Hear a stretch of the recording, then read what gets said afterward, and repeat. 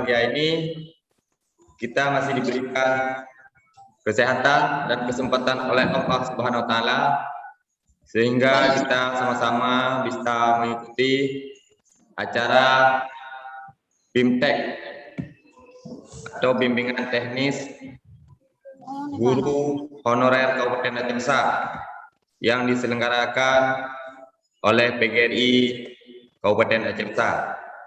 Dan juga selawat serta beriring salam dan sanjung sajikan kepangkuan Nabi besar Muhammad sallallahu alaihi wasallam yang telah membawa kita dari alam kebodohan ke alam yang penuh dengan ilmu pengetahuan. Jadi yang kami hormati, tengah-tengah kita sudah ada Pak Korwil kita, Korwil PGRI Aceh, Pak Khairil Almi, Dr. Khairil Almi, dan juga di di markas kami PGRI Aceh Besar juga sudah ada Ketua PGRI Aceh Besar, Bapak Agus Jumaidi, dan juga pematri Bapak Muhammad SPDI, trainer P3K, dan juga saya lihat tadi juga ada Bapak Muhammad Iksan, SPD MSI, trainer dari P3K juga. Baik, pada kesempatan yang berbahagia ini, kami sebelum kita lanjut ke acara terlebih dahulu, saya coba membaca tata tertib BIMTEK P3K Kabupaten Aceh Besar, dan mudah-mudahan nantinya bisa semua dipatuhi ataupun dimengerti oleh kawan-kawan semua. Dan juga yang kami banggakan adalah para calon-calon peserta P3K ke depan. Baik, tata tertib pada hari yang berbahagia ini, yang pertama sekali adalah akses ke Zoom ini sudah dimulai, akan dibuka 15 menit sebelum acara dimulai. Kemudian yang kedua, ID peserta harus menggunakan nama asli, nama perangkat atau nama institusi. Kemudian peserta yang mendapatkan akses ke Zoom harus berpakaian sopan dan berperilaku sopan saat acara dilaksanakan. Jadi jangan nanti Zoom-nya terbuka tapi orangnya entah kemana. Jadi mohon dimengerti. Kemudian peserta sangat diharapkan untuk mematikan suara mute selama proses BIMTEK berlangsung. Kemudian semua peserta yang mengikuti Zoom dapat mengajukan pertanyaan dengan cara ketik tanya, lalu dilanjutkan dengan menulis nama, asal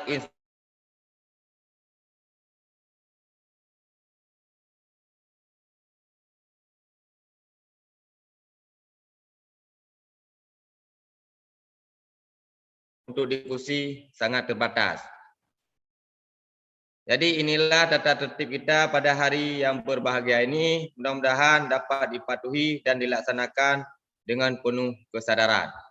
Baik, langsung saja kita masuk acara seremonial pada pagi yang berbahagia ini. Karena yang mewakili dari PGRI Aceh Besar sudah hadir, Bapak Agus Jumaidi, dan juga dari PGRI Aceh sudah hadir, dan juga dari pihak pematri juga sudah hadir. Jadi untuk menghemat waktu, kita persilahkan Ketua PGRI Kabupaten Aceh Besar, Bapak Agus Jumaidi, untuk memberikan sambutan. Kepada Bapak, kita persilahkan dengan segala hormat.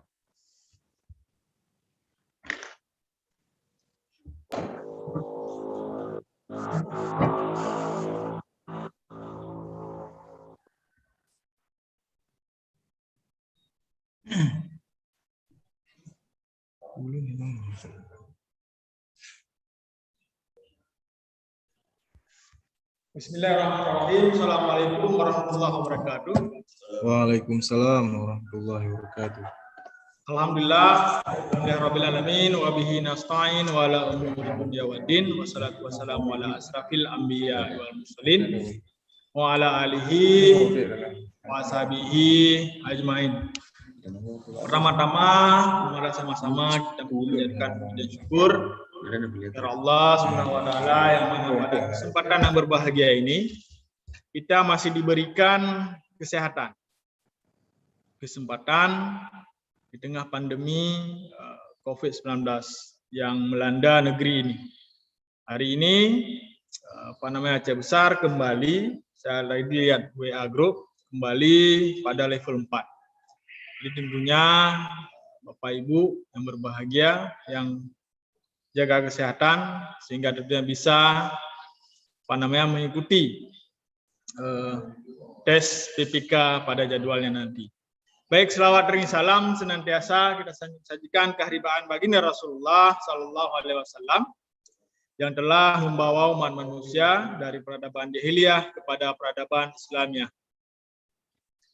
Baik, yang saya hormati Bapak Dr. Khairil Almi, Korwil 1 PGRI Aceh, yang selalu setia dengan PGRI Aceh Besar, baik dalam kondisi apapun, ya, kondisi hujan, ya, kondisi hujan kita pernah bersama-sama di Pulau Aceh dan Pak Khairil adalah salah satu pesertanya. Kemudian hari ini juga nantinya bisa memberikan sambutan dan membuka kegiatan kita. Baik, yang saya hormati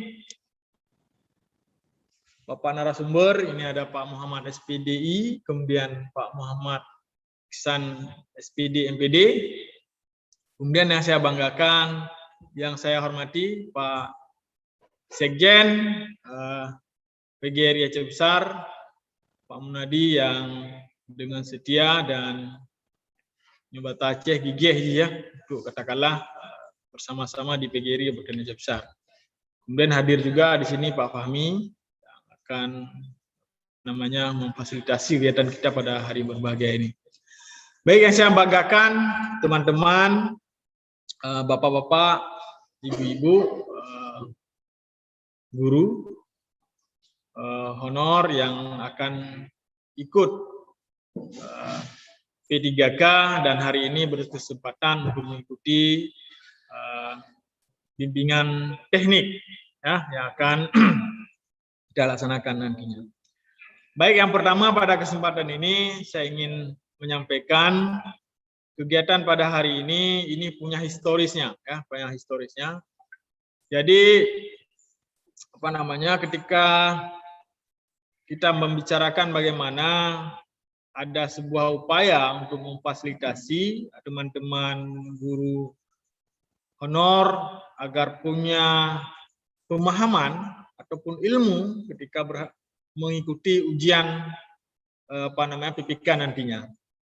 Jadi rupanya itu disambut baik oleh Pak Munadi. Jadi Pak Munadi ini adalah sekretaris PGRI Aceh Besar.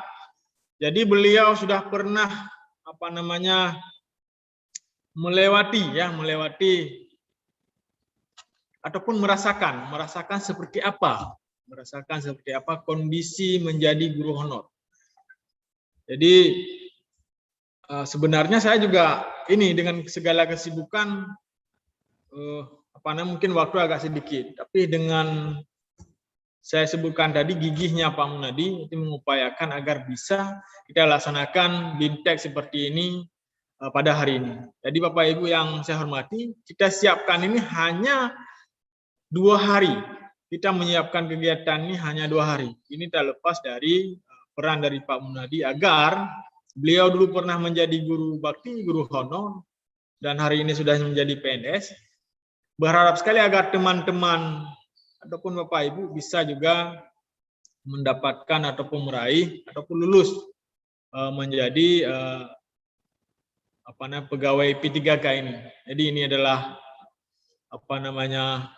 inisiatif dari Pak Munadi dan teman-teman lain agar BIMTEK ini bisa diselenggarakan. Kita musyawarahnya hanya di kedai kopi, ya, di kedai kopi cuma 2 kali, tapi alhamdulillah ini hari ini kita bisa melaksanakan kegiatan yang luar biasa menurut saya. Itu yang pertama yang dapat saya sampaikan. Kemudian yang kedua, tentunya PGRI Aceh Besar terus melakukan upaya kemudian memfasilitasi teman-teman guru, bukan hanya guru honor ataupun guru bakti, tapi teman-teman guru lain yang perlu dengan PGRI, sehingga tentunya kita bisa bersama-sama membesarkan PGRI di Aceh Besar ini. Kemudian ini ada menarik sedikit. Menariknya begini, panitia melaporkan kepada saya bahwa pesertanya itu banyak sekali pesertanya. Jadi kan dipakai Google Form ya, Google Form. Tetapi di dalam Google Form itu ada salah satu syaratnya, yaitu kartu PGRI, Pak Kere, kartu PGRI. Nah, ketika dicek, itu kan ada satu kolom itu nomor kartu PGRI. Tapi banyak juga teman-teman daripada guru honor ataupun bakti itu belum punya di Aceh Besar, sehingga tentunya kami berharap sekali agar teman-teman bisa meregistrasi mendaftar kembali itu setiap hari di PGRI jam 10 sampai jam 2 itu buka. Artinya kita memberikan pelayanan terbaik kepada teman-teman guru, tetapi teman-teman guru ini juga harus menjadi bahagian anggota dari PGRI Kabupaten Aceh Besar. Itu harapan saya yang paling besar kepada teman-teman. Kemudian yang terakhir, saya menyampaikan bahwa kegiatan ini mungkin singkat sekali pelaksanaannya. Tetapi kita harapkan teman-teman sudah aktif dengan grup WA-nya. Artinya ada informasi-informasi yang tersampaikan yang di-share melalui grup WA itu bisa diakses. Kan mudah sekali hari ini. Semua kita sudah punya HP Android, sehingga sekecil apapun informasi itu harus dipergunakan dengan baik, harus dimanfaatkan secara baik. Jadi artinya kalau durasi waktu hari ini kita hanya ada katakanlah 1 hari penuh, 1 hari penuh misalnya, nanti disepakati lagi dengan narasumber. Tapi tentunya ini tidak cukup. Lebih-lebih kita laksanakan dengan virtual seperti ini. Ini memang tidak maksimal, tetapi tentunya saya berharap sekali agar Bapak Ibu juga mau belajar, juga mau mencari informasi-informasi lain, sehingga tidak setengah-setengah, tidak setengah-setengah. Jadi nantinya kita harap juga Pak narasumber nanti bisa bergabung di grup dan memberi informasi-informasi, sehingga tentunya pelaksanaan BIMTEK pada hari ini lebih maksimal dan berdampak pada kelulusan nantinya. Karena kita ketahui bahwa Aceh Besar ini punya 700 Pak Munadi ya, 700 formasi. Jadi kita harap 700 formasi itu lebih kurang benar-benar bisa lulus. Jadi betampen dikatakanlah 700 formasi tapi yang lulus tidak sampai 700. Kan sayang, formasi yang telah diberikan oleh pusat.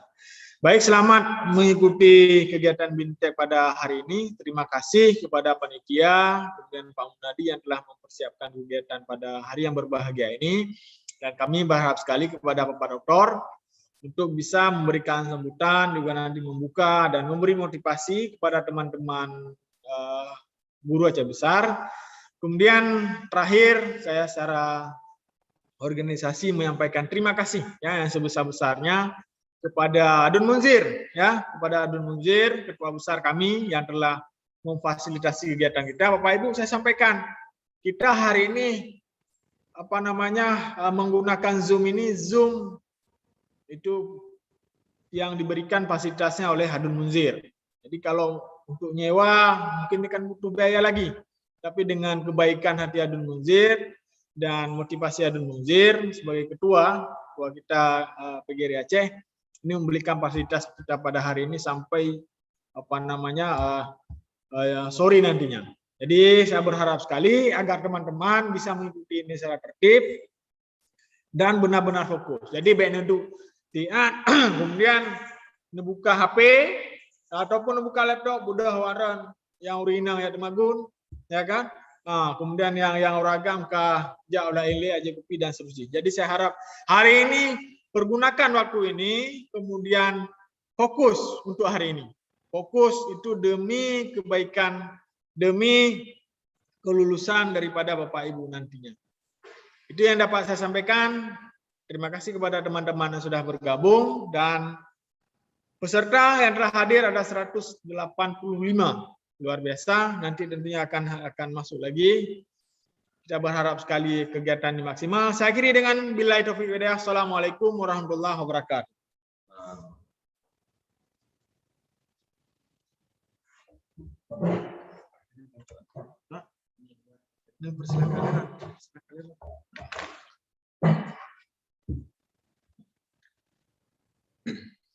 Terima kasih kita sampaikan kepada Ketua PGRI Aceh Besar, Bapak Agus Jumaidi, SPD MPD, yang sudah memberikan kata sambutan dan juga motivasi bagi kita semua.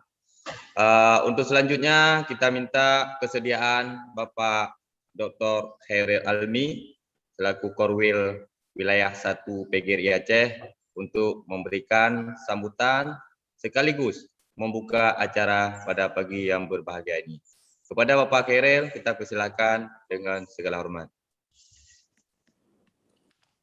Baik, terima kasih Pak Munadi. Assalamualaikum warahmatullahi wabarakatuh. Assalamualaikum warahmatullahi wabarakatuh. Pak Munadi. Ya. Suaranya didengar Pak Munadi? Dengar. Baik. Syukur alhamdulillah, salawat serta salam sama-sama kita persembahkan kepada Nabi besar Muhammad SAW. Yang kami hormati pertama sekali Bapak Agus Jumaidi, Ketua PGRI Kabupaten Aceh Besar, kemudian juga Bapak Munadi selaku Sekretaris PGRI Kabupaten Aceh Besar, kemudian juga Bapak Dr. Andes Asnawi MSI, Kepala BKP SDM Aceh Besar, yang mungkin telah berhadir. Kemudian juga para trainer kita di sini ada Bapak Muhammad SPDI dan juga Bapak Muhammad Iksan SPD MPD yang telah berhadir. Kemudian juga yang kami hormati seluruh pengurus PGRI Kabupaten Aceh Besar serta teman-teman yang telah dipilih mungkin untuk menjadi panitia BIMTEK P3K PGRI Aceh Besar. Yang kami muliakan seluruh peserta BIMTEK P3K Kabupaten Aceh Besar. Bapak Ibu sekalian, mohon izin pertama sekali kami menyampaikan salam dari ketua kita Pak Adun Munzir yang kebetulan pagi ini dalam perjalanan menuju ke sebuah tempat dan besok baru menuju ke Banda Aceh. Jadi beliau menyampaikan salam untuk seluruh pengurus, trainer, juga seluruh peserta P3K, karena beliau tadi pagi sempat join sebentar, tapi mungkin tidak bisa join lagi karena dalam perjalanan. Bapak Ibu sekalian, ada beberapa hal yang mungkin ingin kami sampaikan. Pertama sekali adalah wujud ataupun hasil adanya P3K ini adalah perjuangan bersama. Salah satunya adalah perjuangan daripada PGRI melalui pengurus besar PGRI Republik Indonesia yang sempat beberapa kali berjumpa dengan DPR dan juga langsung dengan Presiden mempertanyakan tentang sisa guru yang tidak tertampung di dalam program K1 dan K2. Bapak Ibu sekalian, ini kita syukuri dan dari informasi yang saya terima bahwa Aceh Besar juga salah satu kabupaten kota yang kotanya ini lumayan besar. Ini kita syukuri bersama kepada mungkin pemerintah daerah dan juga mungkin dinas pendidikan dan mungkin Bapak Ketua sendiri juga Pak Agus Mairi ini pasti terus berjuang untuk memperbesar kota untuk P3K guru di Kabupaten Aceh Besar. Tetapi Bapak Ibu sekalian selaku peserta bahwa kita tahu bersama bahwa P3K ini bukan hanya menyeleksi kita sesama di daerah Kabupaten Aceh Besar. P3K ini juga dimungkinkan guru-guru honorer atau guru bakti dari daerah lain juga masuk ke Aceh Besar. Ini tentunya tidak kita inginkan, tetapi apapun ceritanya Bapak Ibu sekalian, kesiapan daripada seluruh peserta serta pemerintah daerah hari ini, salah satunya juga organisasi profesi seperti PGRI harus berperan aktif bagaimana cara untuk meningkatkan mutu dan juga kesiapan daripada calon peserta P3K, seleksi P3K di Kabupaten Aceh Besar. Bapak Ibu sekalian, tadi saya sempat mendengar dari Bapak Ketua PGRI Pak Agus yang menyampaikan bahwa dari data yang diterima atau yang di-entry oleh beberapa peserta itu malah ada yang belum menjadi anggota PGRI. Bapak Ibu sekalian, saya ingin menyampaikan suatu hal, kenapa guru itu butuh PGRI. Itu yang selalu mungkin jarang sekali kita berpikir. Semuanya melihat bahwa kita tidak butuh organisasi, kita bisa bergerak sendiri. Bapak Ibu sekalian, di dalam iklim dinamika perkembangan bangsa dan negara, peran guru itu adalah peran yang memang tidak akan pernah tergantikan, tidak terganti oleh mesin, tidak terganti oleh teknologi. Tetapi Bapak Ibu sekalian, perlu diketahui bahwa guru ini tidak punya senjata di dalam memperjuangkan nasibnya, karena guru itu hanya memegang pulpen, kapur, atau spidol. Sementara berbagai kepentingan di dalam pembangunan bangsa ini, berbagai elemen itu memiliki kekuatan. Sehingga kenapa guru itu juga butuh kekuatan dengan sebuah organisasi yang besar, sehingga nasib guru itu selalu menjadi prioritas di dalam pembangunan. Bapak Ibu sekalian, kami selalu di PGRI Aceh dan juga PB PGRI itu terus berbicara dengan pemerintah daerah, sementara juga di PB PGRI terus berbicara dengan lembaga kepresidenan dan juga DPR bagaimana tentang nasib guru kita ke depan. Karena kita selalu menyampaikan kepada pihak non-guru, kepada pemerintah bahwa pendidikan ini bisa dijalankan lebih bagus dan lebih bermutu jika memenuhi minimum 3 standar. Pertama sekali adalah bagaimana guru itu sejahtera. Kalau gurunya tidak sejahtera, maka kita juga tidak meyakini bahwa pendidikan itu bisa bermutu. Yang kedua, bagaimana guru itu terlindungi. Tidak cukup dengan sejahtera, tetapi guru jika tidak terlindungi dari sisi pelaksanaan kegiatan keguruannya, maka ini juga tidak bisa meningkatkan mutu pendidikan. Yang ketiga, kita menyampaikan jika guru telah sejahtera, jika guru telah terlindungi, makanya baru guru itu diharapkan bermutu, Bapak Ibu sekalian. Ini adalah 3 pilar untuk pengembangan pendidikan dari organisasi profesi kita PGRI.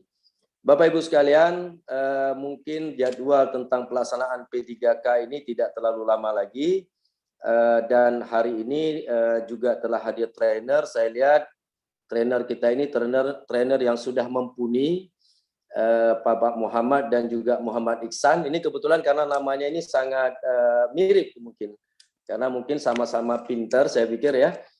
Ini adalah orang-orang yang mampu menjelaskan bagaimana mekanisme pelaksanaan P3K dan apa-apa hal yang harus Bapak Ibu siapkan. Sehingga tadi apa yang disampaikan oleh Bapak Ketua PGRI Aceh Besar, diharapkan kepada peserta betul-betul serius menggunakan Zoom meetingnya untuk mengamati dan juga ikut di BIMTEK ini sampai selesai, dengan harapan bahwa Bapak Ibu sekalian bisa menjadi orang-orang yang akan lulus di dalam seleksi P3K tahun ini. Bapak Ibu sekalian, untuk menjadi sukses itu tentu ada beberapa hal yang perlu kita persiapkan. Pertama sekali, saya pikir perlu juga niat kita bermunajah kepada Allah supaya kita diberikan kekuatan dari sisi kesehatan, pikiran, kekuatan di dalam melaksanakan ataupun ikut ujian P3K. Kemudian yang kedua, Bapak Ibu sekalian, mungkin niatnya sudah niatkan semuanya. Itu tentu tidak cukup, Bapak Ibu sekalian. Butuh ikhtiar juga dari kita bagaimana ingin mengetahui, ingin mempelajari, ingin mendalami materi dan juga sistem seleksi yang akan dilaksanakan. Bapak Ibu sekalian, ikhtiar yang kita lakukan hari ini dengan melakukan BIMTEK ini adalah salah satu ikhtiar yang akan dicatat oleh Allah bahwa peserta P3K di Aceh Besar ini serius mengikuti program ini. Itu sebuah ikhtiar Bapak Ibu sekalian. Kemudian kita lanjutkan juga dengan berdoa. Kita berdoa kepada Allah Subhanahu wa taala supaya bahwa hasil BIMTEK ini bisa memberikan manfaat yang besar bagi seluruh peserta P3K. Yang terakhir mungkin baru kita bertawakal kepada Allah. Karena apapun ceritanya, nasib, rezeki dan sebagainya itu ada di tangan Allah Subhanahu wa taala. Bapak Ibu sekalian, saya selaku pribadi dan juga selaku koordinat Korwil 1 PGRI Aceh yang juga wakil ketua PGRI Aceh, atas nama pengurus PGRI Provinsi Aceh mengucapkan terima kasih kepada pengurus PGRI Kabupaten Aceh Besar, kepada para trainer, juga kepada pemerintah daerah yang sangat memperhatikan teman-teman guru dalam proses pelaksanaan seleksi P3K kali ini. Akhirnya Bapak Ibu sekalian, dengan mengucapkan Bismillahirrahmanirrahim, kegiatan BIMTEK P3K Guru Aceh Besar dengan resmi kita buka. Mungkin demikian Bapak Ibu sekalian. Terima kasih banyak atas perhatian. Mohon maaf atas segala kekurangan dalam penyampaian. Billahi taufik wa hidayah. Wassalamualaikum warahmatullahi wabarakatuh.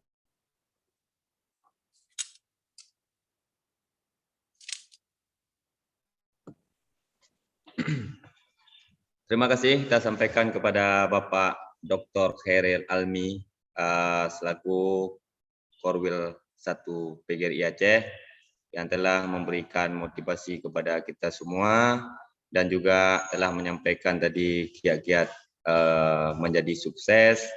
Mudah-mudahan apa yang disampaikan oleh beliau bisa kita pahami, dan juga kami juga berharap kawan-kawan semua yang nantinya akan mengikuti P3K ini bisa memenuhi kuota yang telah disediakan oleh Aceh Besar. Dan juga kita berharap semua yang ikut P3K nantinya bisa lulus semua. Baik, ini karena mengingat waktu, narasumber kita sudah hadir, Bapak Muhammad SPDI. Saya selaku moderator mengundurkan diri. Sebelum saya mengundurkan diri, nantinya saya akan menyerahkan acara BIMTEK P3K ini nantinya akan dipandu oleh Saudara Kurnia Khalek. Saya mengundurkan diri. Saya akhiri wabillahi taufiq hidayah. Assalamualaikum warahmatullahi wabarakatuh.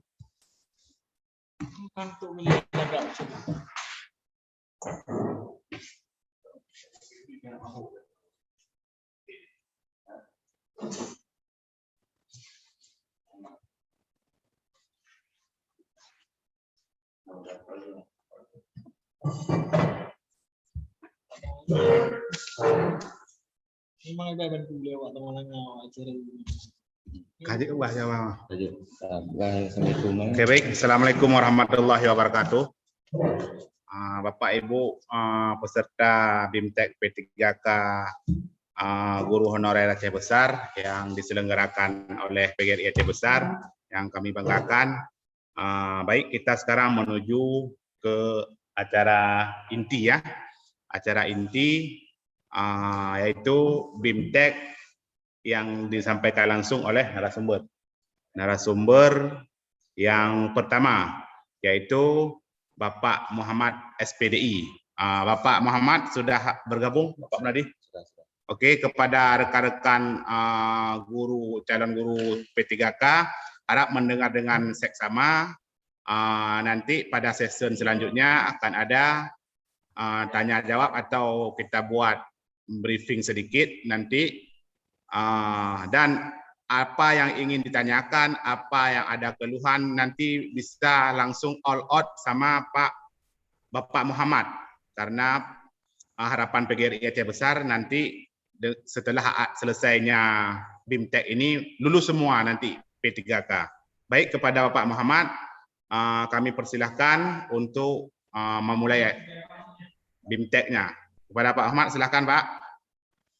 Terima kasih, Cek. Sudah dengar suara saya, Pak? Dengar. Baik.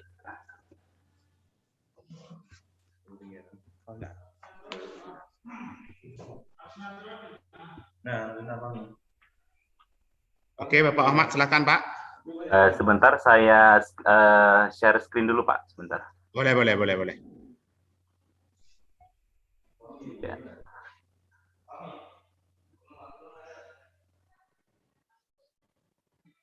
Nampak Pak screen saya? Ya, udah nampak nih PowerPoint-nya. Ya. Oke, silakan Pak. Oke, baik. Assalamualaikum warahmatullahi wabarakatuh. Waalaikumsalam warahmatullahi wabarakatuh. Alhamdulillahirrabbilalamin. Wassalatu wassalamu ala asyrafil anbiya wal mursalin wa ala alihi wa sahbihi ajmain. Puji syukur sama-sama kita panjatkan kepada Allah Subhanahu wa taala yang mana pada hari ini kita telah diberikan kesehatan, kesempatan sehingga kita dapat mengikuti BIMTEK P3K di Kabupaten Aceh Besar secara virtual.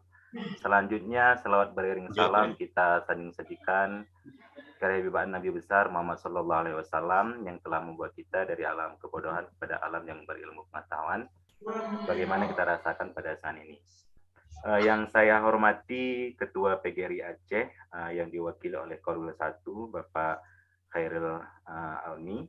Kemudian yang saya hormati Bapak Ketua PGRI Aceh Besar Bapak Agus Junaidi SPDNPD. Kemudian Bapak Kepala di KPSDM Aceh Besar yang mungkin belum bisa berhadir pada saat ini. Dan yang saya hormati pemateri rekan saya Bapak Muhammad Ihsan SPDNPD. Kemudian yang saya banggakan adalah Bapak Ibu guru yang telah bergabung di acara BIMTEK P3K Kabupaten Aceh Besar. Semoga dengan bergabung di sini kita bisa saling berbagi dan saling mengisi, saling bertukar pikiran. Baik, sebelum saya mulai materinya, saya terlebih dahulu mohon maaf, saya tidak bisa videonya tidak saya tampakkan karena untuk menjaga kelancaran dan sinyalnya pun agak kurang mendukung sehingga saya tidak menggunakan video. Tapi yakin wajah saya masih sama kayak di foto Bapak Ibu ya. Nggak berubah. Baik Bapak Ibu, sebelum kita mulai, saya memperkenalkan diri dulu. Ya, nama saya Muhammad SPDI, Diploma Education. Tempat tanggal lahir saya dari Tiren 3 April 1983. Saya sekarang mengajar di SMA Negeri 1 Bukit, Kabupaten Benar Meriah. Pendidikan yang saya tempuh S1-nya di YNR Nirpanda Aceh, jurusan matematika. Kemudian saya melanjutkan ke Institut Perguruan Pengajian Guru di Raja Melewat di Malaysia tahun 2006. Ini kalau mau kontak saya silakan Bapak Ibu boleh kontak saya di nomor WA juga sama. Kemudian ini email saya muhammad34@guru.sma. Kemudian saya juga punya blog. Silakan nanti kunjungi blog saya, di situ ada beberapa informasi baik masalah P3K maupun masalah media pembelajaran dan lain sebagainya. Sekarang saya tinggal di Benar Meriah, tapi aslinya saya dari Tiren Bapak Ibu. Baik Bapak Ibu, mungkin itu hanya perkenalan singkat dengan saya. Semoga dengan perkenalan ini tali silaturahmi semakin erat. Baik Bapak Ibu, sebelum saya memulai materi, saya sedikit ingin berbagi kepada Bapak Ibu bagaimana trik dan tip menjawab soal. Mungkin ini pengalaman-pengalaman saya waktu dulu ikut CPNS dan rekan-rekan yang ikut P3K, kita saling sharing. Perlu saya tegaskan di sini Bapak Ibu, saya bukan untuk menggurui, tapi kita di sini saling sharing Bapak Ibu ya. Apa yang saya dapat saya sharing ke Bapak Ibu. Nanti jika Bapak Ibu lebih paham atau lebih mengerti, kita bisa saling tukar pikiran, bisa saling bisa saling sharing di sini Bapak Ibu ya.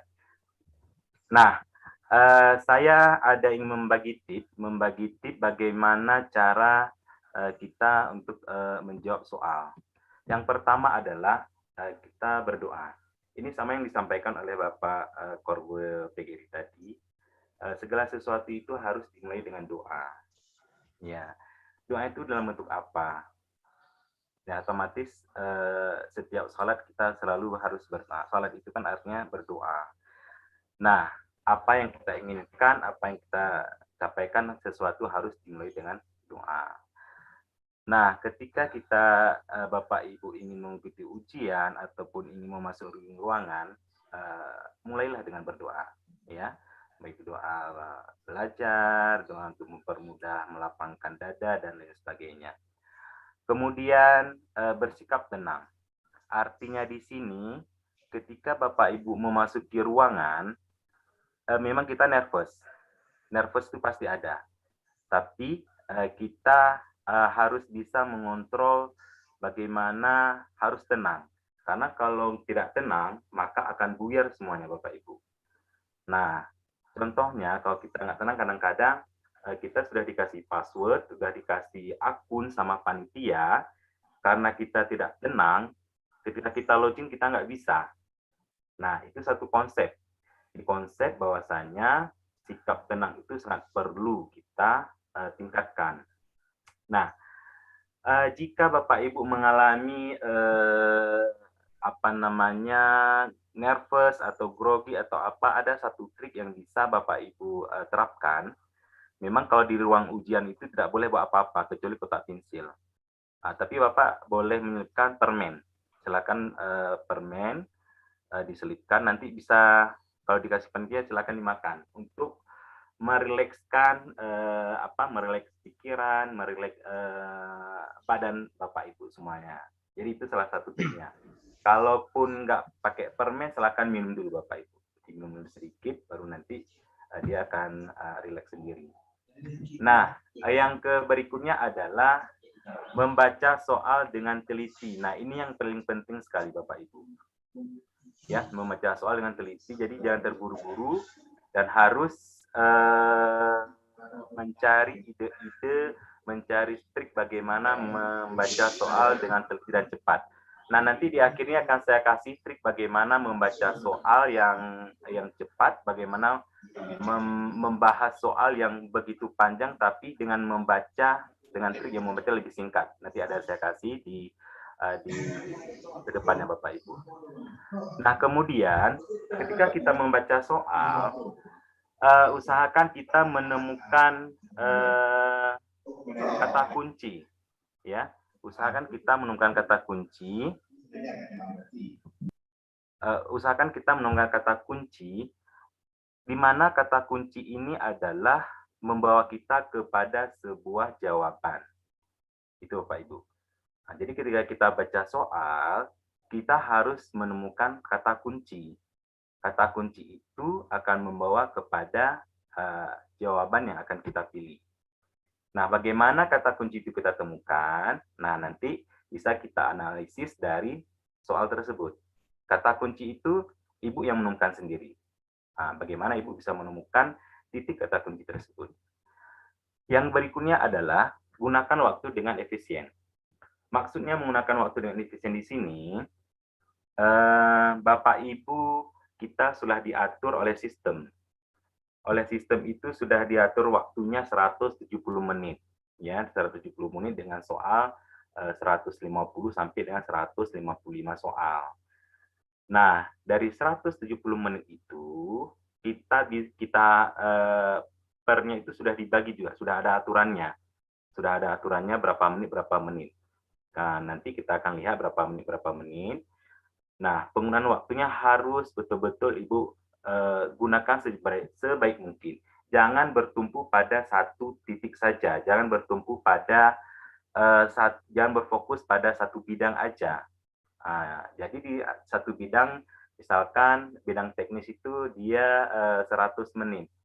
Usahakan jangan sampai 100 menit kita sudah selesai. Di bidang manajerial dan sosial kultur itu 40 menit. Usahakan 40 menit itu sebelum 40 menit sudah selesai. Jadi waktu itu harus kita gunakan seefisien mungkin Bapak Ibu sekalian. Baik. Nah, pada hari ini saya dipercayakan membawa materi manajerial dan sosial kultur. Nah, yang pertama sekali kita akan membahas masalah manajerial. Sebenarnya kata manajerial ini sudah sering kita dengarkan. Dia sinonim dengan kata manajemen. Ya, kalau manajemen ini saya yakin Bapak Ibu sudah sering kita lakukan, sudah sering kita sudah sering kita kerjakan. Akan tetapi terkadang kita tidak tahu bahwa itu adalah sebuah manajemen. Nah, contoh kecil adalah ini yang sering adalah ibu-ibu. Ibu-ibu ini dari pagi sampai dengan dia menuju sekolah, dia sudah manajemenkan waktunya secara baik. Dari bangun pagi, menyiapkan sarapan buat keluarga, mengantar anak ke sekolah, menyiapkan keperluan anak sekolah, sampai ibu pun pergi ke sekolah atau bekerja di tempat yang lain. Itu adalah sebuah manajemen. Manajemen yang sudah diatur secara alamiah.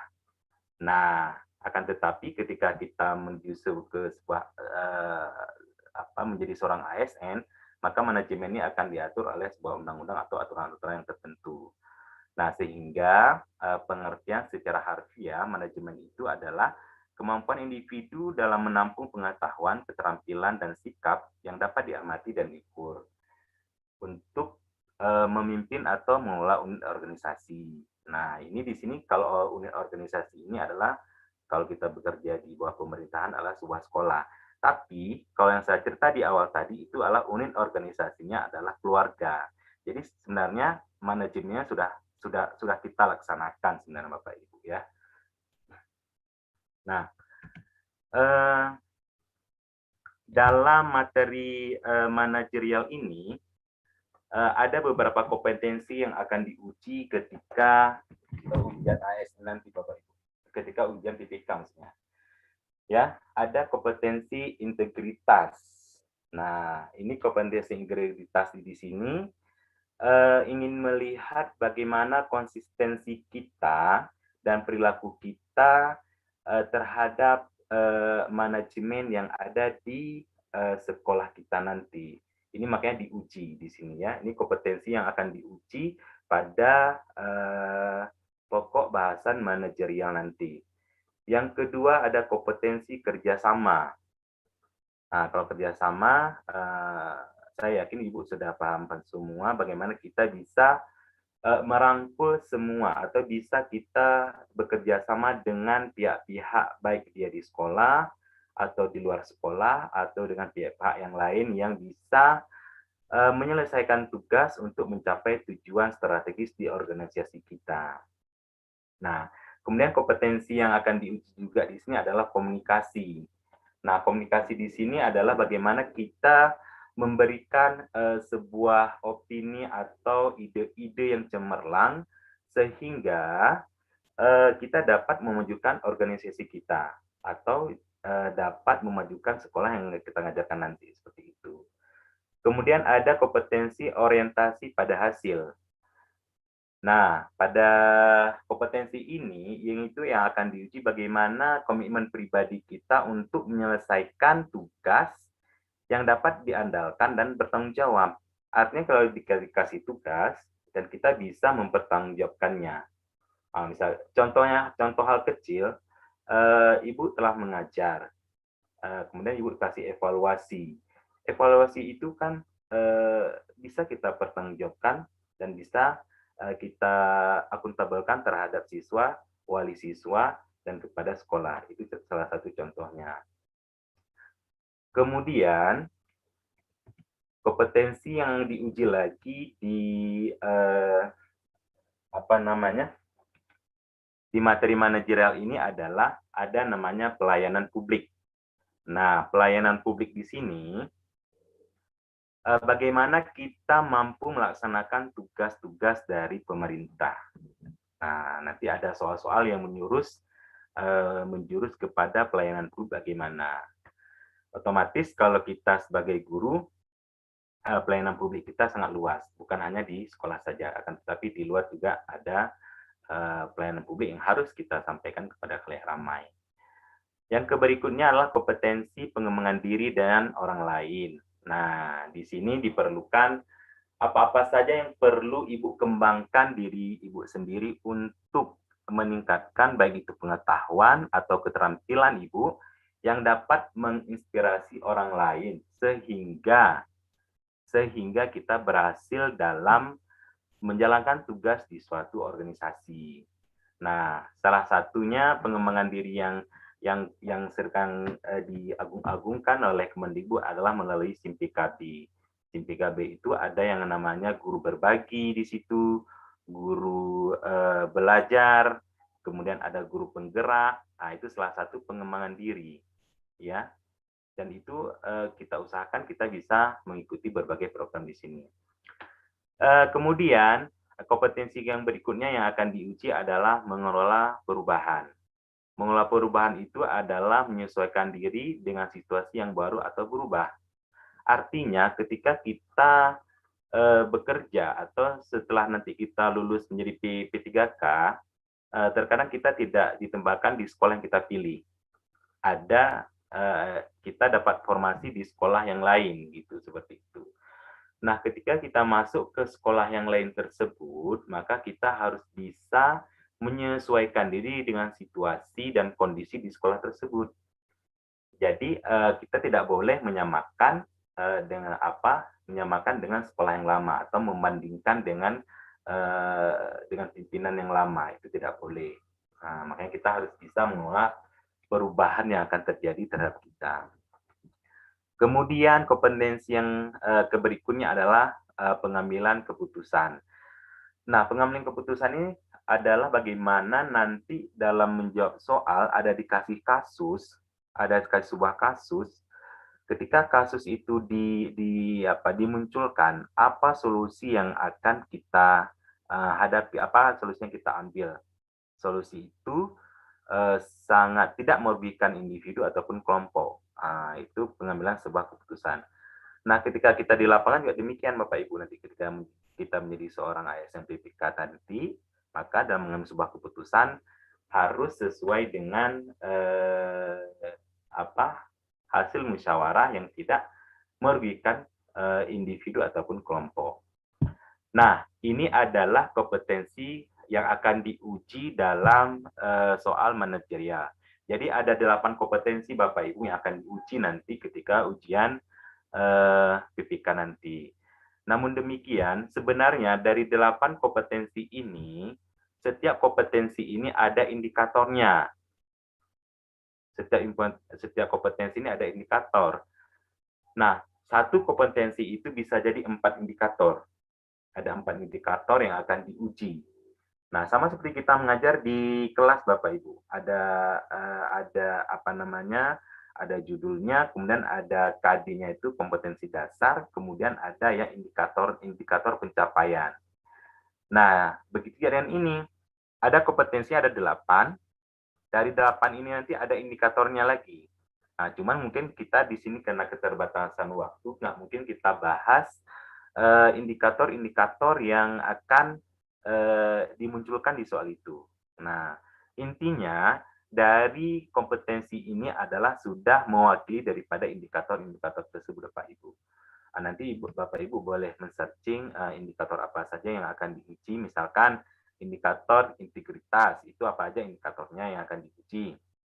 Kemudian kerjasama, apa aja indikatornya. Pelayanan publik, apa aja indikatornya.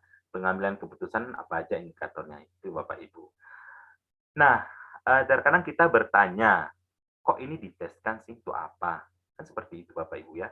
Untuk apa sih tes PPK ini ada yang namanya manajerial?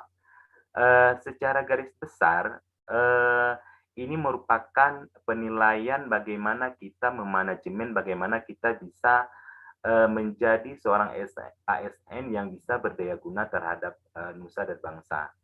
Sebagai contoh, itu nilai integritas sama kerjasama, kalau dia menjadi ASN PNS, itu ada penilaian. Kalau dulu namanya DP3. Nah, kalau sekarang namanya SKP, itu akan masuk penilaian tersebut. Nah, di PPK ini nanti kemungkinan juga demikian. Karena sistem PPK ini kan sistem kontrak. Dia per tahun akan diperpanjang. Akan diperpanjang. Nah, kemungkinan nilai-nilai itu juga akan termasuk dalam sebuah penilaian. Nah, seperti itu Bapak Ibu ya. Baik Bapak Ibu, itu adalah kompetensi yang akan diuji di pokok bahasan manajerial Bapak Ibu.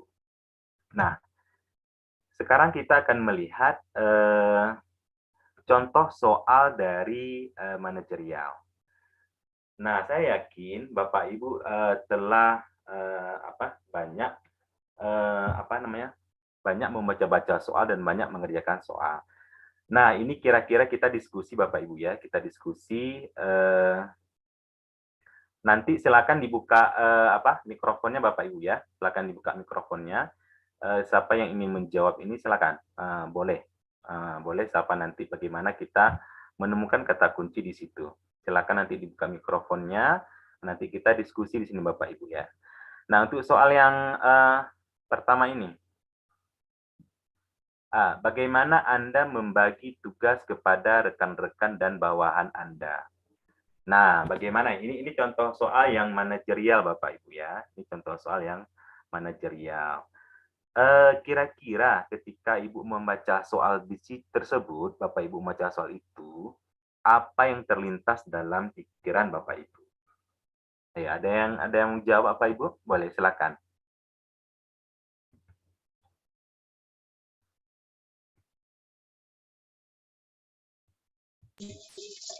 Ya, boleh silakan. Dihidupkan moodnya Bapak Ibu yang mau jawab. Iya. Moodnya itu yang tanda mic-nya itu selalu dibuka sendiri Bapak Ibu. Silakan. Mungkin kita bisa diskusi.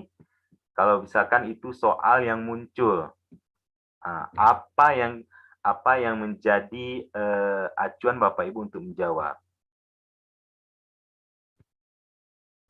Ini sebenarnya tidak ada yang. Ayo Bapak Ibu, kita sama-sama di sini Bapak Ibu.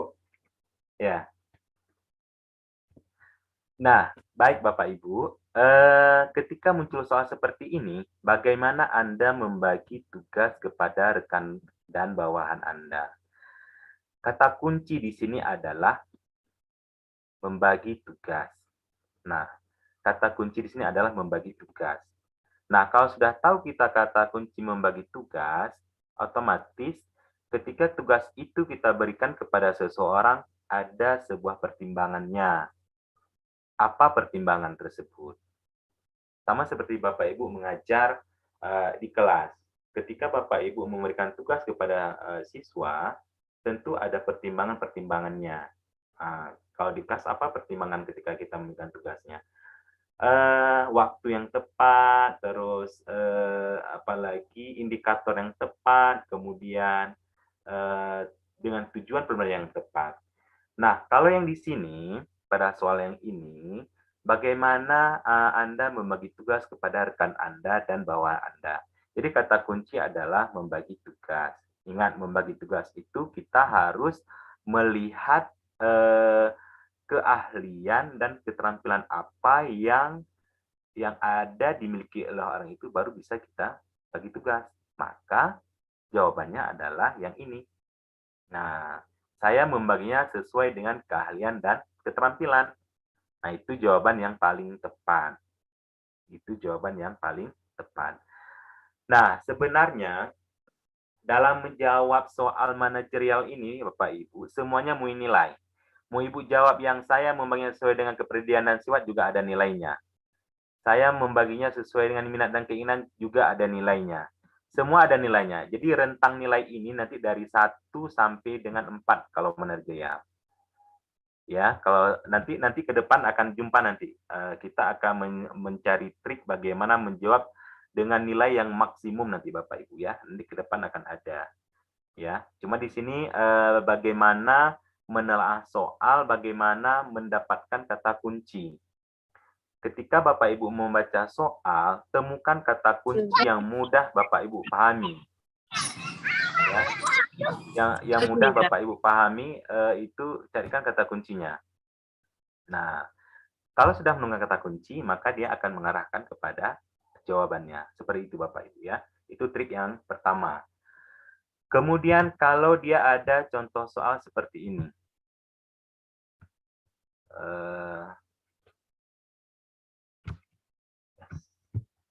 Kenapa tidak mulai? Sebentar Bapak Ibu ya.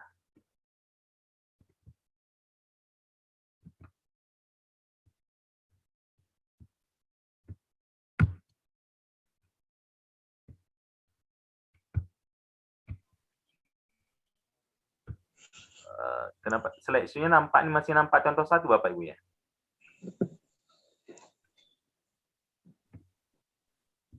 Nampak wajar ya. Udah. Udah ya. Oke, masih nampak Pak slideshow yang nomor 1. Nah, udah. Masih nampak yang pertama Pak ya? Iya, ya. Mungkin jaringannya Pak. Iya, jaringannya macet ini.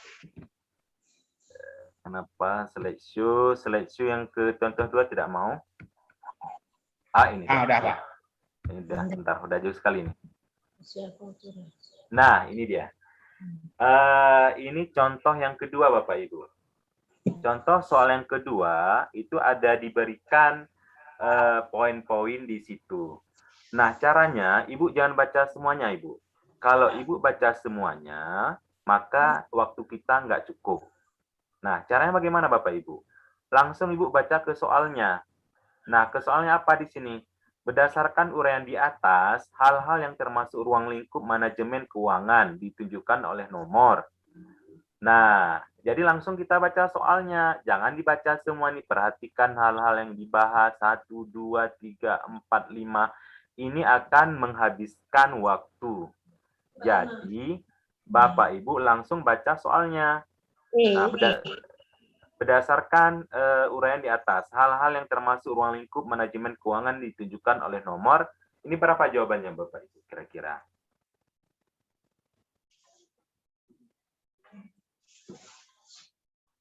Ayo Bu, ada yang mau coba jawab? Coba Bapak Ibu dibaca soalnya. Ya. Ingat Bu ya, triknya itu jangan dibaca semuanya, dibaca hanya soalnya saja. Soalnya yang ditanyakan apa di situ? Berdasarkan uraian di atas, hal-hal yang termasuk ruang lingkup manajemen keuangan. Temukan kata kunci di situ Bapak Ibu. Apa kata kunci di situ?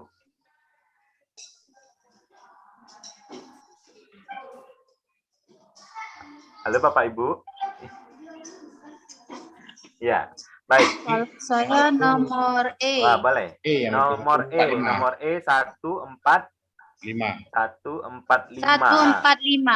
Kenapa Bu? Karena kalau yang manajemen keuangan itu utamanya dulu sumber dananya di mana. Setelah itu pengawasan penggunaan dananya untuk apa? Habis itu penggunaan dananya untuk apa gitu. Ya, berarti kata kunci yang Ibu temukan adalah masalah keuangan, Bu ya. Itu dah. Cara menganalisis soal seperti itu. Jadi nggak usah dibaca semua. Bagus. Dengan Ibu, siapa tadi lupa namanya? Marsian Jayu Simelu. Oh, luar biasa Ibu Jayus ya. Betul tuh Bu. Jadi jawabannya adalah 145. Jadi ketika ada teks seperti itu, kita tidak usah membaca semuanya. Baca soal, temukan kata kunci. Kata kunci di situ adalah manajemen keuangan. Kalau sudah ada namanya keuangan, berarti masalah uang. Istilah uang atau sinonim uang itu adalah dana. Jadi lihat aja mana yang ada tulisan dana, itulah dia jawabannya. Iya. Ya, seperti itu Bapak Ibu ya. Triksnya. Kemudian kalau ada soal yang seperti ini, nah ini contoh 3. Nah ini keahlian untuk berkomunikasi, bekerja sama dan memotivasi orang lain disebut. Nah, disebut apa itu Bu? Bapak Ibu?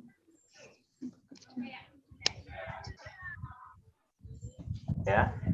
Ini keahlian untuk berkomunikasi. teknik keahlian untuk berkomunikasi, dia masuk kepada indikator pengembangan diri ya, atau ya, pengembangan diri itu masuk pada indikator pengembangan diri Bapak Ibu. Ini jawabannya apa Ibu, Bapak Ibu? Kira-kira? Keahlian berkomunikasi bekerja sama orang lain disebut simpatik.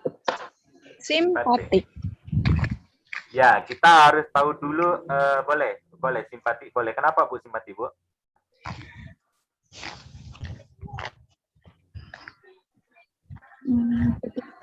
Berkomunikasi.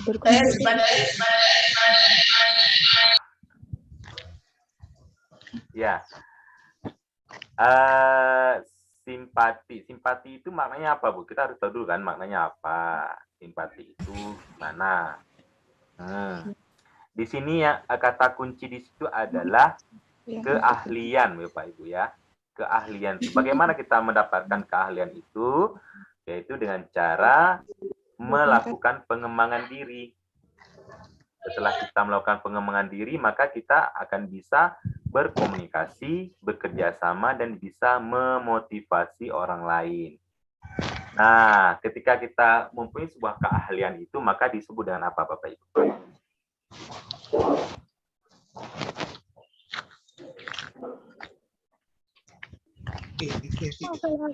Jawabannya adalah Ibu ya. Kalau saya iya, interpersonal. Ya. Interpersonal. Ya, itu kan personal seseorang itu untuk bisa dia berkomunikasi, bekerja sama, dan bisa memotivasi diri orang lain. Jadi kalau simpati itu lebih kepada rasa kagum saja. Ya nggak? Simpati itu lebih rasa kagum. Kalau teknis lebih kepada bagaimana cara penyampaiannya. Kalau dia konseptual, dia bagaimana mengkonsep, merancang sesuatu. Ya kan? Kalau communication berarti dia bagaimana dia berkomunikasi. Ini kan kata kuncinya itu adalah keahlian.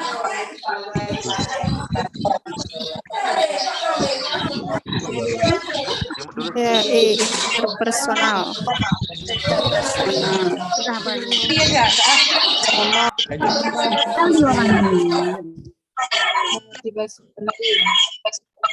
Disebut.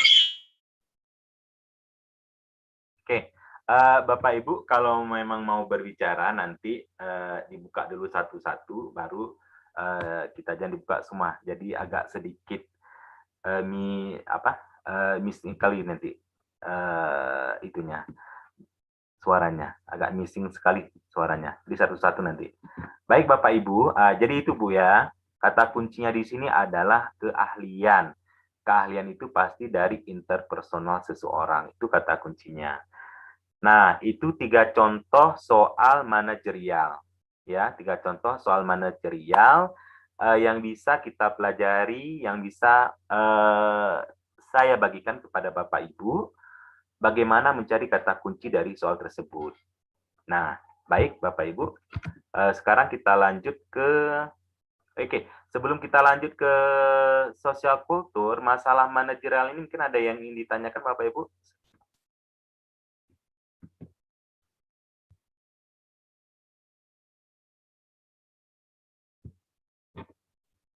Ada yang ditanyakan Bapak Ibu? Oke. Baik, kalau tidak ada. Baik, Bapak Muhammad. Ya. Mengenai sesi tanya jawab nanti para peserta bisa melalui via setting di bawah itu nanti akan dipandu. Oh, boleh Pak, boleh. Supaya jaringannya bagus dan materi yang tersampaikan nanti jernih suaranya. Gitu Pak ya. Boleh. Baik. Silakan lanjut Pak. Baik, saya lanjut.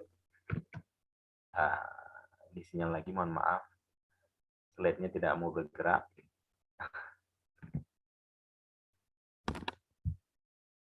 Baik Bapak Ibu, harap bersabar. Kesalahan ada di pusat studio, bukan di tempat Bapak Ibu. Ini slide-nya tidak mau bergerak.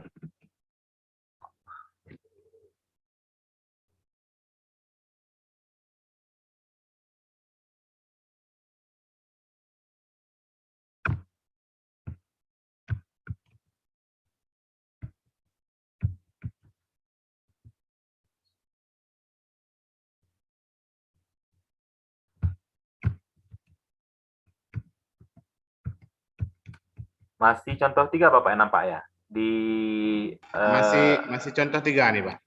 Allah. Subhanallah. Sebentar. Oke, saya stop screenshot dulu. Biar saya ulang lagi, Pak, sebentar.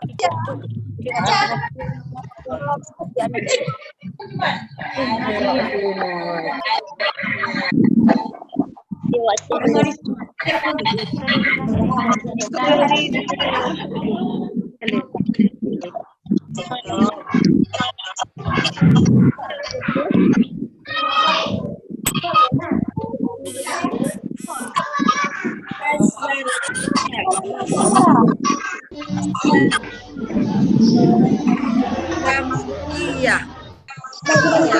Bukan.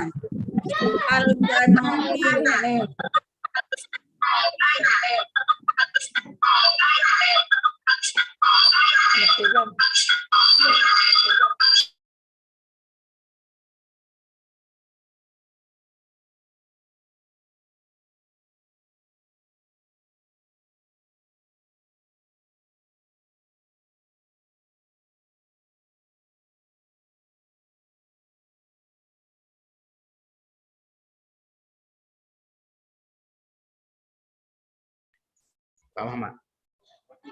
Pak Muhammad sudah bisa tuh? Mic-nya tolong dihidupkan lagi, Pak.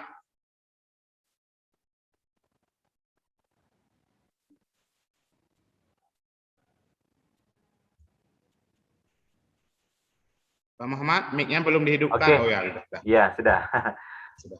Ya, slide ini agak sedikit bermasalah mungkin dengan jaringan ini. Tidak mau balik, dia tiba-tiba mau muncul sendiri. Baik Bapak Ibu, di kompetensi sosial kultur ini ada beberapa kompetensi yang akan diuji. Kalau di sosial kultur ini ada 3 kompetensi yang akan diuji. Namun demikian, sosial kultur ini adalah mengenai permasalahan sosial dan budaya, dan ini mengenai kehidupan sehari-hari kita. Dan Bapak Ibu sudah mengalami hal tersebut dalam kehidupan sehari-hari. Cuman di sini dituangkan dalam bentuk soal. Nah, apa indikator soal yang dituangkan dalam sosial kultur tersebut? Nah, salah satunya adalah menghargai keberagaman agama, ras, suku, bangsa, dan bahasa. Nah, ini kompetensi yang akan diuji di soal sosial kultur tersebut. Bagaimana kita bisa menghargai kebersamaan, keanekaragaman di suatu tempat kita bekerja tersebut. Kemudian ada kompetensi bergaul dengan semua orang. Artinya, kita tidak memilih-milih kawan, tidak membuat sebuah gate, tidak membuat sebuah persatuan dalam sebuah organisasi tersebut. Nah, ini juga akan nanti soalnya akan mengarah kepada hal-hal tersebut. Kemudian kompetensi yang ketiga adalah kompetensi menyebarkan informasi yang aktual. Ini yang paling penting Bapak Ibu. Jangan kita sering menyebarkan berita-berita hoax, ya, berita-berita yang tidak benar, sehingga merugikan pihak-pihak tertentu. Nah, di sini yang perlu sekali kita bangun adalah bagaimana membangun psikologis dengan lingkungan kita. Ketika kita menyampaikan sebuah informasi, sehingga orang dapat menerimanya dengan baik dan benar. Dan informasi itu kita berikan secara aktual dan akurat, seperti itu Bapak Ibu. Baik, kita lanjut.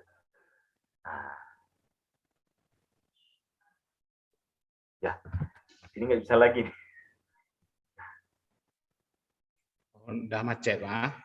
Ya, sebentar. Mungkin saya screen share yang lain saja sebentar Bapak ya. Coba saya buka yang lain dulu. Bisa saya screen share.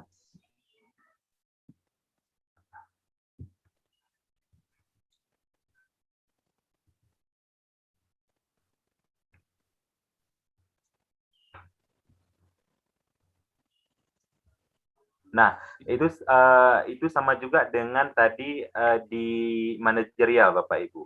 Di sosial kultur itu ada 3 kompetensi yang akan diuji di ujian nanti.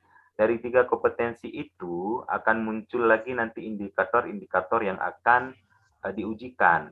Jadi setiap kompetensi itu tetap ada indikator, ya. Nah, ya. Nanti silakan di searching, ada beberapa indikator yang akan diujikan pada sosial kultur tersebut. Nah, di sini juga kita akan melihat beberapa contoh soal dari sosial kultur, dan kita mencoba membahas untuk menemukan kata kunci untuk bisa menemukan jawaban-jawaban yang akan kita anukan Bapak Ibu, yang akan kita jawab nanti kemudian. Oke, baik.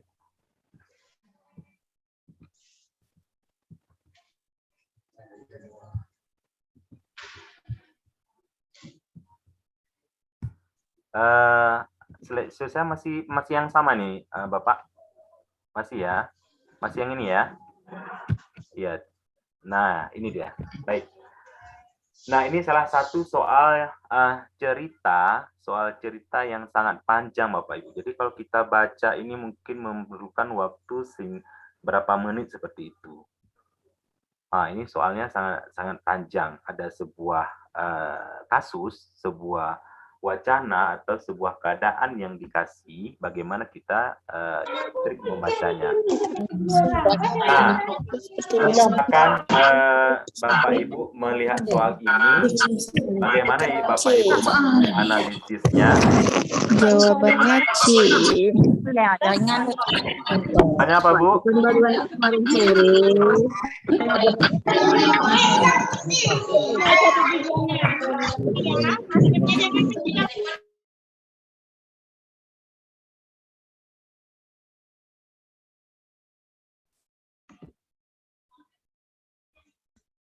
Mohon maaf Pak Muhammad, ini karena peserta masih ini, jadi saya unmute semua. Bapak tolong dihidupkan mic-nya kembali Pak Muhammad. Halo Pak Muhammad, tolong dihidupkan mic-nya Pak ya. Ya Pak, oke. Ya, oke Pak. Ya baik, kita bahas dulu di sini, nanti baru kita ada sesi tanya jawab. Baik. Pada soal ini, jadi Bapak Ibu jangan Ibu baca semuanya, cukup Ibu membaca saja bagian-bagian tertentu saja. Salah satu contoh adalah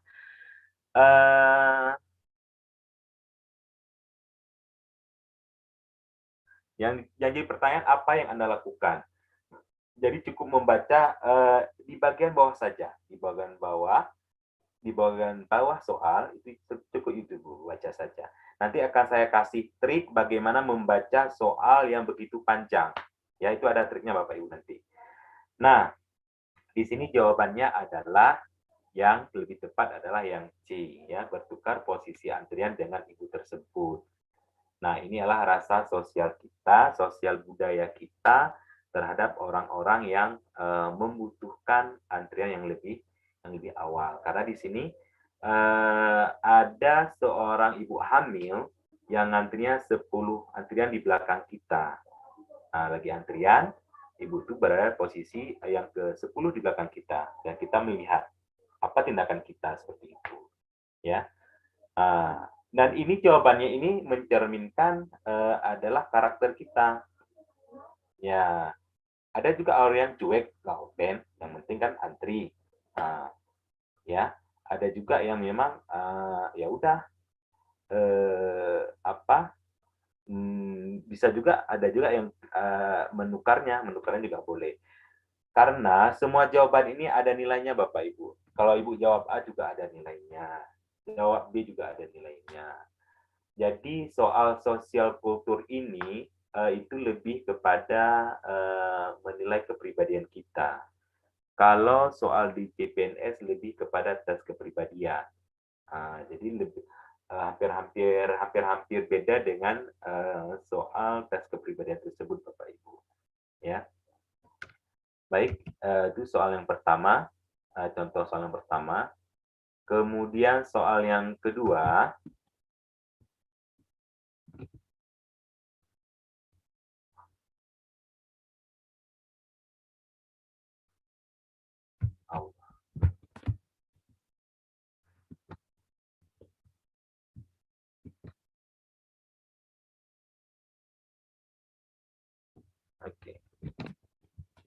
Ya, share yang lain sebentar Bapak ya. Oke, kalau ini nampak Bapak nampak ya?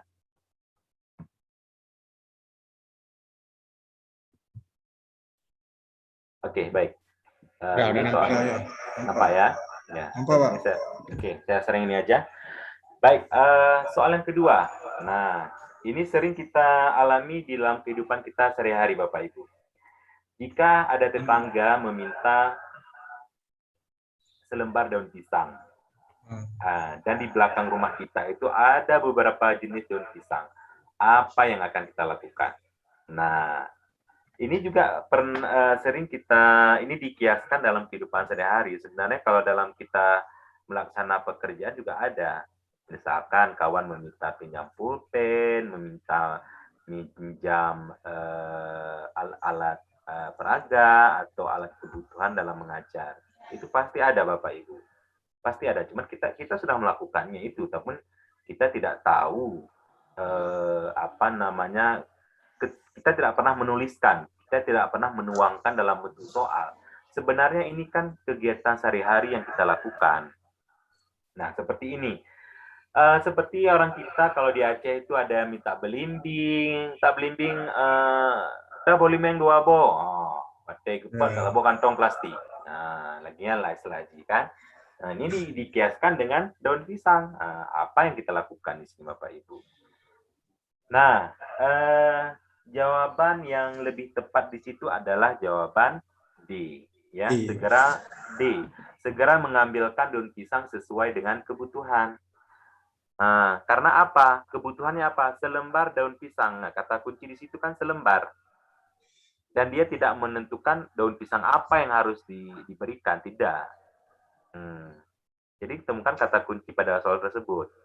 Ya, jadi kata kunci di soal tersebut adalah selembar daun pisang. Jadi kenapa D? Karena di situ sesuai dengan kebutuhan. Jadi kita tidak memberikan yang banyak, tidak memberikan yang sedikit, karena yang diminta hanya selembar daun pisang. Itu cara menganalisis soal tersebut Bapak Ibu. Ya. Kemudian contoh soal nomor 3. Nah, ini dia. Nah, contoh soal nomor 3.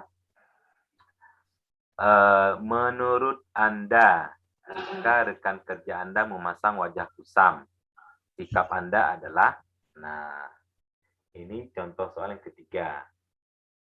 Bagaimana sikap kita ketika rekan kerja kita itu tidak, tidak kayak kurang mood lah, bad mood lah istilahnya. Bahasa kerennya bad mood. Apa yang kita lakukan di situ Bapak Ibu? Nah, jadi kata kunci di situ adalah rekan kerja dan bad mood tersebut, wajah kusam. Nah, ketika kita melihat wajah seseorang itu tidak bersahabat, apa yang kita lakukan?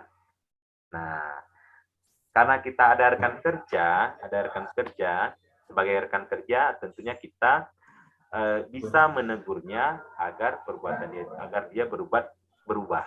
Artinya ketika dia masuk kerja, janganlah memasang wajah kusam, tapi ceria. Sama seperti kita mengajar, permasalahan di rumah itu jangan dibawa ke sekolah. Kalau permasalahan di rumah dibawa ke sekolah, pasti kita pun kusam.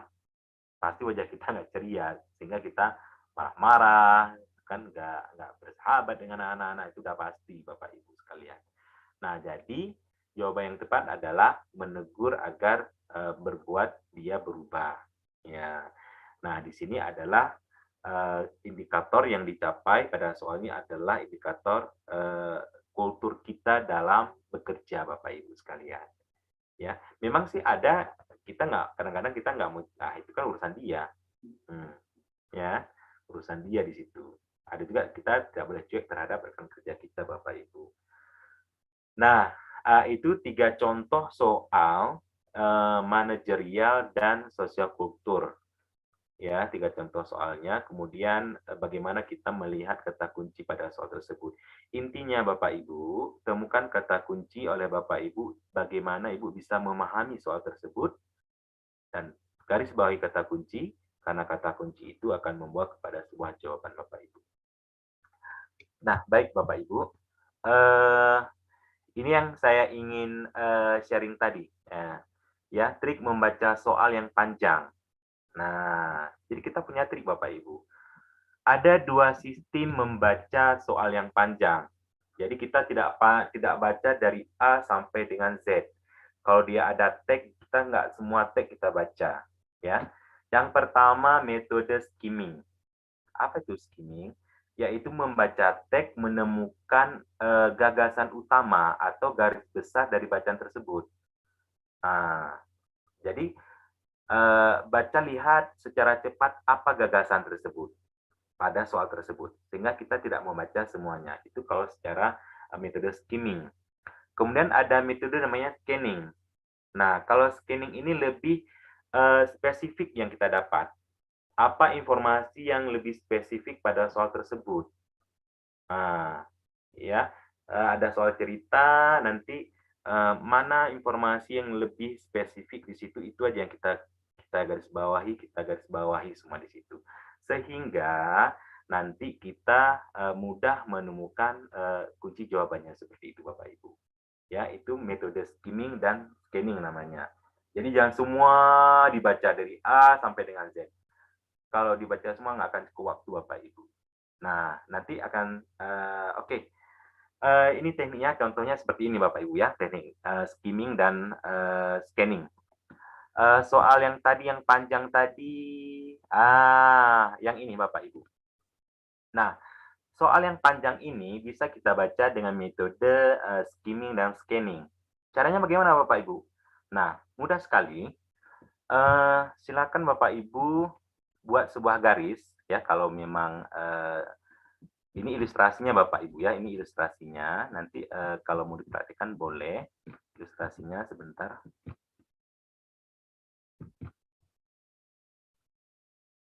Nggak aktif pulpennya sebentar. Kenapa nggak aktif pulpennya? Oh iya. Oke, saya ambil warna. Nah, caranya adalah Bapak Ibu, Ibu gariskan, soalnya digariskan seperti ini aja. Nah, seperti ini gariskan seperti ini. Nah, artinya sebelah kiri dan sebelah kanan itu dibagi jadi sama rata. Jadi Bapak Ibu bagi yang di tengah aja. Nah, ketika ada jumpa di tengah yang sudah kita gariskan, temukan kata-kata penting. Apa kata penting di sini? Tempat wisata 1. Kemudian ada waktunya, pembelian tiket di sini 1, atau di sini ramai. Kemudian ada panjang. Kemudian ada kata 10 antrian. Nah, ya kan? Berarti inilah kata-kata kita membaca secara tepat. Ada waktunya, ada keterangan tempatnya, ada keterangan ini apa namanya nih antriannya. Apa yang akan kita lakukan? Nah, itu kalau membaca menggunakan teknik skimming dan scanning secara cepat, Bapak Ibu. Jadi nggak usah dibaca dari siang ini Anda berkunjung sebuah, itu akan lama. Nah, ketika nanti Bapak Ibu menjawab soal, tentu kan nggak bisa digariskan seperti ini. Akan tetapi Ibu membayangkan, strep, bagi terus, strep, ini tengah, ambil tengah. Di tengah itu ada informasi apa, ada informasi apa, ada informasi apa. 3 informasi yang Ibu dapat, itu sudah cukup. Ketika dapat 3 informasi itu, silakan lihat soalnya apa. Insya Allah pasti akan menemukan jawabannya. Jadi seperti itu Bu ya, cara membaca model metode skimming dan scanning seperti itu Bapak Ibu. Jadi nggak usah dibaca semuanya ya, itu tekniknya Bapak Ibu. Terus kalau yang pendek-pendek saya rasa itu yang sudah mudah sekali. Nah itu cara membaca soal dengan metode skimming dan scanning. Nah kemudian, ini dia strategi kita jebol PPK. Nah di Pan-RB ini sudah ditentukan nilai-nilai kita, jumlah soalnya, durasinya, berapa menit. Di sini ada kompetensi teknis ada 120 menit. Ya, jumlah soalnya adalah 100. Bobot nilainya 5. Jadi kalau kompetensi teknik ini kalau jawaban benar 5, tapi kalau jawaban salah dia 0. nilai maksimumnya adalah 500. Nah, jadi kalau 5 dikali 100 dapatnya 500, itu nilai maksimumnya. Kompetensi teknis ini juga dia tergantung kepada bidang ibu. Ibu misalkan ngajar matematika, ngajar bahasa Inggris, ngajar guru kelas, maka pertanyaannya mengenai masalah itu. Nanti ini akan dibahas oleh Bapak Ihsan, Bapak Muhammad Ihsan. Nah, Bapak perhatikan di kompetensi manajerial dan sosial kultur. Di manajerial ini ada 25 soal. Kemudian di sosial kultur ada 20 soal. Jadi kalau dijumlahkan itu ada 45 soal. 45 soal itu dikasih waktu 40 menit. Berarti satu soal itu nggak sampai 1 menit, Bapak Ibu. Ya, satu soal itu nggak sampai 1 menit. Karena 45 soal, waktunya 40 menit. Berarti 0, sekian detik untuk satu ibu jawab soal. Nah, makanya gunakan trik yang tadi. Kalau soalnya panjang, belahkan dia kiri kanan rata, ambil yang di tengah, cari keterangan minimal 3 keterangan, langsung baca soal di bawahnya, insya Allah ibu bisa jawab. Itu yang pertama. Yang kedua, bisa Bapak lihat di sini, Bapak Ibu lihat kalau dia kompetensi manajerial, jawabannya itu penilaian ada 1, 2, 3, 4. Nah, jadi semua jawaban itu ada nilainya, ada 1, 2, 3, 4 nilainya tersebut. Kemudian kalau di kompetensi sosial kultur itu nilainya 1, 2, 3, 4, dan 5. Kalau tidak menjawab berarti nilainya 0. Maksimum keduanya, nilai maksimum keduanya yaitu adalah 200. Nah, berarti kalau maksimum 200 di sini Bapak Ibu, berarti nilai yang paling tinggi, yang paling maksimum adalah 5. 5 dikali 40 dapatnya adalah 200. Nah, kemudian di wawancara. Di wawancara ini 10 soal 10 menit. Berarti satu soal 1 menit, Bapak Ibu. Nah, satu soal 1 menit. Nah, ini akan juga dibahas oleh Bapak Muhammad Ihsan bagaimana trik menjawab soal kompetensi teknis dan wawancara nanti, Bapak Ibu. Nah, kemudian kita lihat di sini, total waktu durasinya adalah 170 menit. Dengan jumlah soal adalah 155 soal. Ya, jadi pergunakan sebaik mungkin waktunya, Bapak Ibu. Ya, dengan total nilai adalah nilai maksimumnya adalah 740. Nah, itu sudah menjadi ketentuan di Pan-RB yang ditetapkan oleh Kementerian Pan-RB tersebut. Nah, kita lihat sekarang, nah, nilai ambang batas seleksi untuk jabatan fungsional. Guru itu adalah termasuk jabatan fungsional, Bapak Ibu.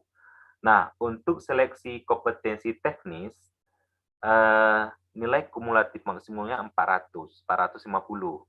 Nilai ambang batasnya nih terlampir, maksudnya tergantung bidang studi kita, Bapak Ibu.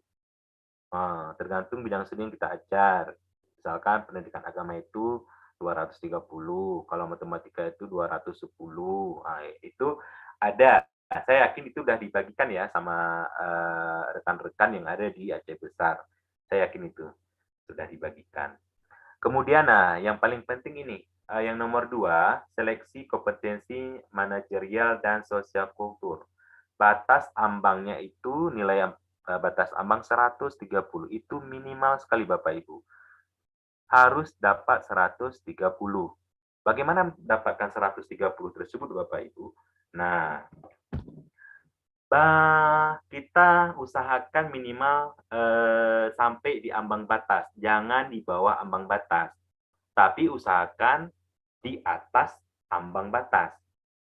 Nah, untuk mencari titik aman Bapak Ibu cukup cukup nilainya di ambang batas. Ini 130.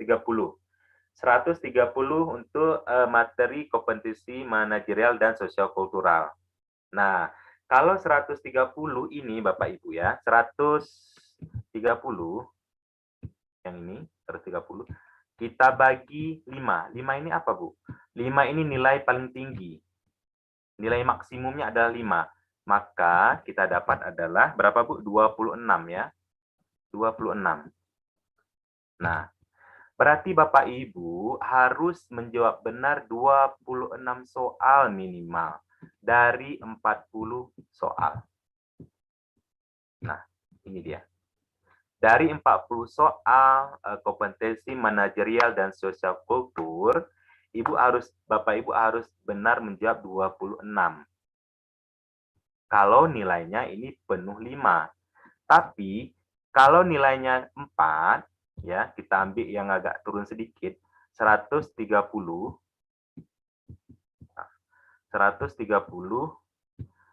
dibagi 4. Nilai ini nilai yang di bawah 5. Berarti berapa soal di sini Bapak Ibu?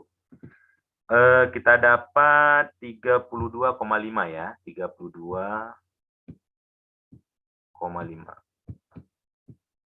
Nah, berarti untuk menyelamatkan Ibu harus Ibu jawab 33 soal. 33 soal baru nampak ke ambang batas tersebut di sini Bapak Ibu. Nah, oleh karena itu kita usahakan kita mencari nilai yang maksimal yaitu 5. Kalau udah 5 berarti jawab yang perlu kita jawab hanya 26 yang benar Bapak Ibu. Kalau 26 sudah benar Bapak Ibu jawab, maka insya Allah nilai ambang batas sudah mencapai 130 tersebut. Nah, itu triknya Bapak Ibu ya. Jadi, dalam menjawab soal itu, kalau memang nggak bisa di soal itu, silakan loncat. Silakan loncat, lanjutkan ke soal berikutnya dulu. Karena nanti dia bisa diulang balik. Kita lihat nomor berapa yang belum kita menjawab. Nah, untuk target kita ke 26 soal tersebut. Ya. Jadi nggak mesti harus semua kita jawab Bapak Ibu. 26 aja kita sudah dapat nilai di ambang batas. Namun demikian, kita usahakan kita berada di atas ambang batas. Kenapa? Supaya lebih aman. Kalau di ambang batas, takutnya adalah peserta-peserta nanti yang lebih tinggi nilai dari kita, sehingga kita belum berhasil untuk menjadi PPK tersebut, Bapak Ibu. Nah, oleh karena itu, ayo sama-sama kita belajar, sama-sama kita berusaha bagaimana bisa nilai kita di atas ambang batas seperti itu, Bapak Ibu. Itu salah satu triknya. Kemudian ini ada satu lagi informasi. Nah, kalau Bapak Ibu yang PPK yang masih honor atau udah masuk honor tapi sudah sertifikasi, ini nilainya langsung 500 Bapak Ibu. Nah, kalau Bapak Ibu ada sertifikat pendidik, istilahnya sudah ada sertifikat profesionalisme, itu langsung nilainya 50. Dia otomatis akan naik dia Bapak Ibu ya. Kemudian kalau ada yang di usia di atas 35 tahun, nilai bonusnya ada 75. Ada 75 poin. Jadi soal yang perlu dijawab adalah 49. Ini dari 100, berapa sih soalnya jumlahnya tadi? 155 soal, Bu ya. Dari 155 soal, ini jumlah soalnya 155 soal. Kalau Ibu usianya di atas 35 sudah ada poin 75. Jadi yang perlu Ibu jawab cuma 49 soal dari 155 soal ya. Itu dia. 155 soal. Nah, itu dia. Jadi ada sedikit membantu Bapak Ibu. Kalau honorer K2, nilai bonusnya adalah 50 ini, Bu. Nah, 50. Biasanya kalau K2 ini untuk Kandepak ya, kalau di tempat, kalau dari Kemendikbud kayaknya K2 sudah nggak ada lagi. Itu yang saya tahu Bapak Ibu ya, tapi kalau dia di Kemenak, memang langsung ketika didaftar langsung dia muncul K2-nya. Kalau di Kemenak, kalau kita daftar itu cuma terdeteksi kita terdaftar di Dapodik apa enggak. Tapi kalau di Kemenak itu ada namanya simpatika, ketika keluar simpatika itu ada keluar jalur K2 atau jalur jalur honorer. Tapi yang baru dibuka hanya jalur K2. Itu yang saya tahu dari Kementerian Agama. Nah, kalau sudah usia 35 tahun ditambah honor K2, maka nilai bonusnya ada 125, Bapak Ibu. Nah, 125. Soal yang perlu dijawab benar adalah 39 soal dari 155 soal. Nah, itu dia Bapak Ibu. Jadi sudah ada penolongnya. Nah, ya, jadi ada plus minusnya. Soalnya agak terlalu susah, tapi penolongnya di sini. Ada nilai bonusnya. Jadi ada balance ya, balance. Soalnya nggak mudah, tapi agak susah, tapi dibantu dari nilai bonus tersebut. Nah, kalau tidak mendapat afirmasi atau tidak mendapat apa-apa, afirmasi ini adalah istilahnya hadiah. Kita nggak dapat apa-apa, ya. Kita masih muda, masih di bawah 35 tahun, terus kita sertifikat pendidik tidak ada, K2 nggak masuk, maka passing grade paling minimal itu adalah 320, total keseluruhannya 320.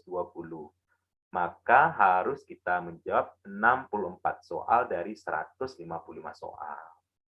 Nah, itu Bapak Ibu ya. Nah, ini sekedar bayangannya seperti itu. Mungkin ke depan ada perubahan lagi, nanti akan kita sharing lagi kalau ada perubahan-perubahan di kuisnya tentang penilaian dan sistem grade, passing grade yang terhadap sertifikat tersebut, Pak Ibu. Nah, itu adalah trik-trik yang bisa kami sampaikan bagaimana supaya kita bisa melewati ujian di PPK tersebut. Nah, oke Bapak Ibu, hanya itu penjelasan dari saya mengenai masalah manajerial dan sosial kultur. Mungkin kita akan membuka sesi pertanyaan. Saya kembalikan kepada Bapak Moderator. Kami persilakan. Oke, baik. Terima kasih atas pencerahannya Bapak Muhammad. Sangat bermanfaat. Saya pikir perlu kita ketahui bersama PGRI Aceh Besar yang menyelenggarakan, namun manfaatnya bisa diambil hampir seluruh Aceh. Ada yang dari Langsa, Simelu, dari Aceh Jaya, Melabuh, insya Allah sama-sama berkah ya. Terima kasih kepada Pak Muhammad. Di sini sudah muncul beberapa pertanyaan. Yang pertama ini saya ambil ya acak mungkin ya, karena terlalu banyak. Ada yang bertanya ini, jika saya sudah sertifikasi, apakah kami ikut tes hanya sebatas formalitas aja? Gimana itu Pak Muhammad? Baik, saya tanggapi. Kalau yang sudah ada sertifikasi, itu kan saya nggak berani menjawab, karena itu kan bukan wewenang kita. Ya. Kan? Itu silakan dikoordinasikan dengan pihak kedinasan di kabupaten atau pihak di DPSDM di kabupaten masing-masing. Itu satu.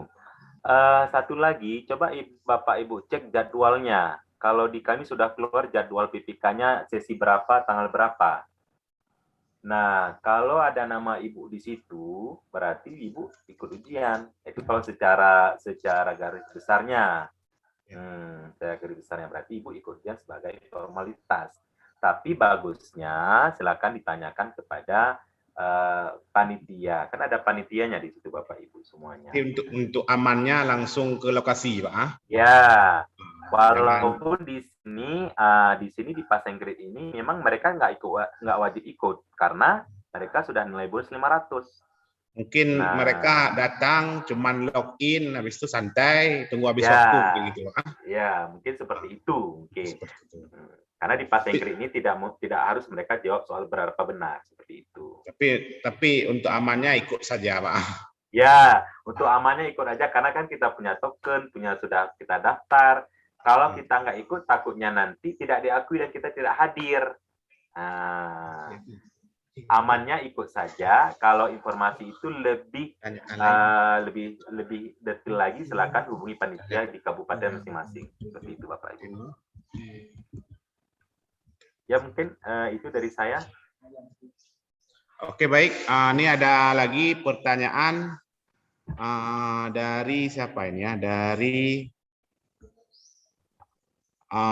Pak Ihsan Setiawan ya. Pak, yang swasta apakah sama penilaiannya? Maksudnya Pak Ihsan ini mungkin dia atau beliau mungkin dari sekolah swasta, gimana Pak? Apakah sama penilaiannya? Baik, untuk sementara itu belum ada dipisahkan negeri sama swasta yang saya tahu. Cuman yang saya tahu ketika tes itu diutamakan yang negeri dulu, yang di swasta itu tahap kedua kalau nggak salah saya. Yang tahap pertama itu adalah sekolah yang memang sekolah negeri. Tapi kalau yang sekolah swasta itu di tahap kedua. Sistem penilaiannya masih sama. Jadi tidak dibedakan antara swasta dan negeri, tidak. Tetap sama dia. Penilaiannya tetap sama. Cuma tahap tesnya ini yang berbeda kalau nggak salah saya. Karena yang ada juga rekan saya yang mengajar di swasta, beliau belum dapat mengakses, belum dapat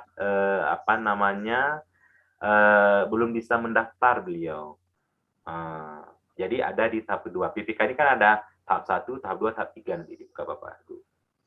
Ada 3 tahap PPK ini. Oh, berarti ada 3 tahap ya? Ya. Berarti yang tahap pertama diutamakan bagi yang negeri mungkin Pak? Ya, bagi yang negeri. Oke, berarti begitu penjelasannya Pak Ihsan. Ini ada dari mana nih ya, Bapak?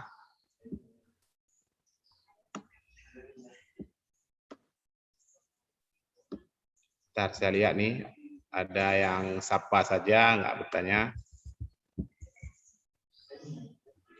Mana Pak Fahmi?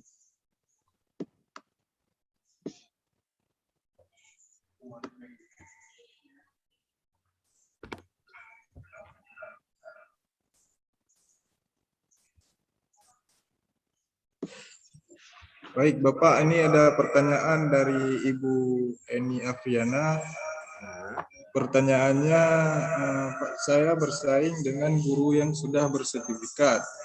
Maksudnya sertifikasi, Pak ya. Apa ada kesempatan lewat untuk kami yang umurnya 35 ke atas? Itu pertanyaannya. Baik, ini sebenarnya begini. Di satu sekolah itu ada berapa kursi yang tersedia. Kan seperti itu. Misalkan Ibu Ami ini mengajar dia matematika. Matematika di sekolah Ibu itu yang Ibu daftar itu berapa kota yang dibutuhkan? Misalkan 2 orang. Nah, 2 orang ini kemudian 1 orang ini sudah sertifikasi. Otomatis yang 1 kursi kosong lagi itu diperebutkan. Nah, seperti itu. Namun demikian jika sebaliknya kalau kalau di sekolah itu yang dibutuhkan 1, yang mendaftarnya 3, yang dari 3 ini 1 sudah ada sertifikasi atau sudah ada sertifikat pendidik, itu otomatis yang diutamakan yang sudah ada sertifikat pendidik. Sama seperti tes CPNS Bapak Ibu. Tes CPNS itu dia kan harus lulus dulu SKD-nya. Kalau sudah lulus SKD-nya, maka akan dilanjutkan dengan SKB. Nah, ketika di ujian SKB itu ada peserta yang sudah ada sertifikat pendidik, itu langsung nilainya 100. Walaupun dia ikut ujian, nilainya langsung 100. Nah, itu kalau di CPNS. Nah, kalau di PPK saya rasa juga sama demikian. Kalau misalkan di sekolah Ibu itu yang dibutuhkan 1, yang mendaftar 3, di antara 3 itu ada 1 yang sudah sertifikasi, yang sudah ada sertifikat pendidik, maka yang diutamakan sertifikat pendidik. Namun demikian, Ibu jangan berkecil hati. Pasti udah lulus kawan. Jangan demikian. Tetap usaha mencapai nilai semaksimal mungkin. Kenapa? Bisa jadi nanti ketika dirankingkan atau digradekan, ada 1 sekolah yang tidak lulus passing grade salah satu pun. Bisa jadi Ibu dioper ke situ. Nah, kan kita nggak tahu nanti sistemnya bagaimana. Nah, oleh karena itu jangan dulu berputus asa. Tetap semangat, tetap belajar sungguh-sungguh, tetap mengerjakan belajar soal. Jangan karena ada guru sertifikat yang sudah ada sertifikat kita jangan. Tetap semangat, karena nanti ada suatu saat kita nggak tahu ke depan peraturannya ketika di-rankingkan, ketika di-passing grade-kan, ada satu sekolah banyak peminatnya tapi tidak ada lulus passing grade, maka bisa jadi nanti kita akan di offer ke situ. Itu bisa jadi Bapak Ibu. Ada kebijakan-kebijakan yang belum tentu kita lihat ke depan. Demikian Pak penjelasannya. Oke, baik, berarti intinya harus tetap belajar, jangan pesimis Pak ya. Iya, itu dia, harus optimis. Mana tahu nanti ada, kalau dulu PNS istilahnya ada P2, L2, ada PL2. Ya, betul, betul. Tapi penempatan di tempat lain, tempat sekolah itu kosong. Ya. Seperti itu Pak. Pak, ini ada lagi Pak, mungkin ini yang banyak dialami, mulai dari PNS dulu Pak ya, CPNS dulu. Dari Ibu Ril Manidar ya, izin bertanya Pak, bagaimana jika nilai kita melebihi passing grade? Yaitu 320, misalnya nilainya 340. Namun ada salah satu kompetensi yang tidak sampai ambang batas. Gimana itu Pak? Ini dilema nih Pak. Iya. Untuk sementara kalau yang tes CPNS yang dulu, kalau yang pertama sekali kan dilihat akumulatifnya, kemudian dirubah menjadi dilihat yang passing grade yang sesuai dengan kompetensi yang diteskan. Tahun ini saya rasa juga demikian. Jadi yang dilihat itu adalah ambang batas per yang ini per bidang, ambang batas yang per bidang ya, ambang batas yang per bidang, yang per bidang. Nah ini dia. Berarti harus ambang batas per bidang itu harus melebihi, Pak? Iya, kalau bisa seperti itu. Jadi tidak rugi nilai banyak, Pak. Itu. Ya, tidak rugi nilai banyak. Makanya harus seimbang. Makanya saya katakan tadi kita triknya ini tadi supaya ini. Cara menjawab soal itu carikan soal 26 soal yang ini. Kalau nilai ambang batas kompetensi teknis itu kan tergantung bidangnya. Nanti Ibu bagikan berapa soal yang Ibu harus bisa jawab supaya lebih aman seperti itu. Nah, kecuali nanti ada istilahnya kebijakan yang baru, kita nggak tahu nanti kebijakannya seperti apa. Saya yakin pasti nanti setiap kebijakan itu ada berubah-berubah, dia nggak pasti seperti itu. Yang intinya kita berusaha sampai dengan nilai ambang batas, itu cuma Bapak Ibu, supaya aman. Nah, mungkin itu jawaban dari saya Bapak. Oke, ini baik, Bapak tambahkan boleh. Memang pada dasarnya dilema yang seperti passing grade tadi, ya dilema kita sebut nilai kita banyak tapi kita tidak lewat, sedangkan dia sedikit tapi dia ambang batas. Mungkin itu sudah peraturannya Pak seperti itu mungkin Pak ya? Iya, sudah peraturan seperti itu mungkin. Karena ada juga tahun-tahun lalu CPNS nilainya sampai 312, 320, tapi dia tidak lewat passing grade. Iya, betul. Makanya fokus ke per bidang aja mungkin Pak ya, per itu ya. Ya, bagusnya fokus per bidang, lebih aman cari ambang batasnya seperti itu. Oke. Untuk ini Pak, misalkan tip dan trik saat di depan komputer itu mungkin Pak dibagi pengalamannya ke teman-teman ini lagi kusuk kali ini mendengar mungkin Pak. Sebenarnya itu yang tadi yang saya katakan tadi, trik yang pertama itu yang di slide yang pertama sekali saya bagikan, yang ini kita berdoa pertama sebelum kita melangkah itu dari rumah, kita berdoa dengan niat ikhlas, kita ikut ini. Kemudian bersikap tenang. Jadi kalau tenangkan diri Ibu. Kalau sudah tenang, insya Allah bisa semua kita lewati. Nervous itu pasti ada. Nervous pasti ada, grogi itu bisa ada. Apalagi maaf, kalau kita sudah agak berumur, bagaimana tesnya, pegang laptop. Mengarahkan mouse saja susah, bagaimana kan? Itu ada seperti itu. Tapi itu Bu bisa kita belajar pelan-pelan dari sekarang. Nah, sekarang kan banyak sekali tryout P3K ya, baik di tingkat nasional ataupun baik di tingkat daerah, regional. Silakan Ibu dicoba aja, dibiasakan supaya nanti bisa menghadapi yang grogi tadi. Nah, satu lagi, kalau yang grogi tadi Ibu saya katakan tadi, bawa air minum, bawa makanan, bawa permen, punya supaya tenang. Jadi kita rileks nanti. Nah, bagusnya apa, permen karet sudah dikunyah, jadi rileks dia nanti Bapak Ibu. Ya, kalau udah nampak di depan komputer jangan panik. Jangan panik, karena kalau udah panik itu kita nggak bisa lagi jawab soal. Itu satu. Yang kedua, kalau dari depan komputer itu jangan lihat jawaban dulu. Nah, kita sering kebiasaan, aduh ini jawaban yang mana ya? Nah, langsung ke jawabannya, tapi lihat dulu soalnya, baca dengan teliti. Tekniknya sudah saya bagikan tadi bagaimana. Kalau soal panjang apa yang dibaca dulu. Nah, kalau sudah soalnya per item 1, 2, 3, 4, 5 atau A, B, C, D itu yang dibaca itu baca soalnya. Kalau soalnya pendek, lihat kata kunci di situ.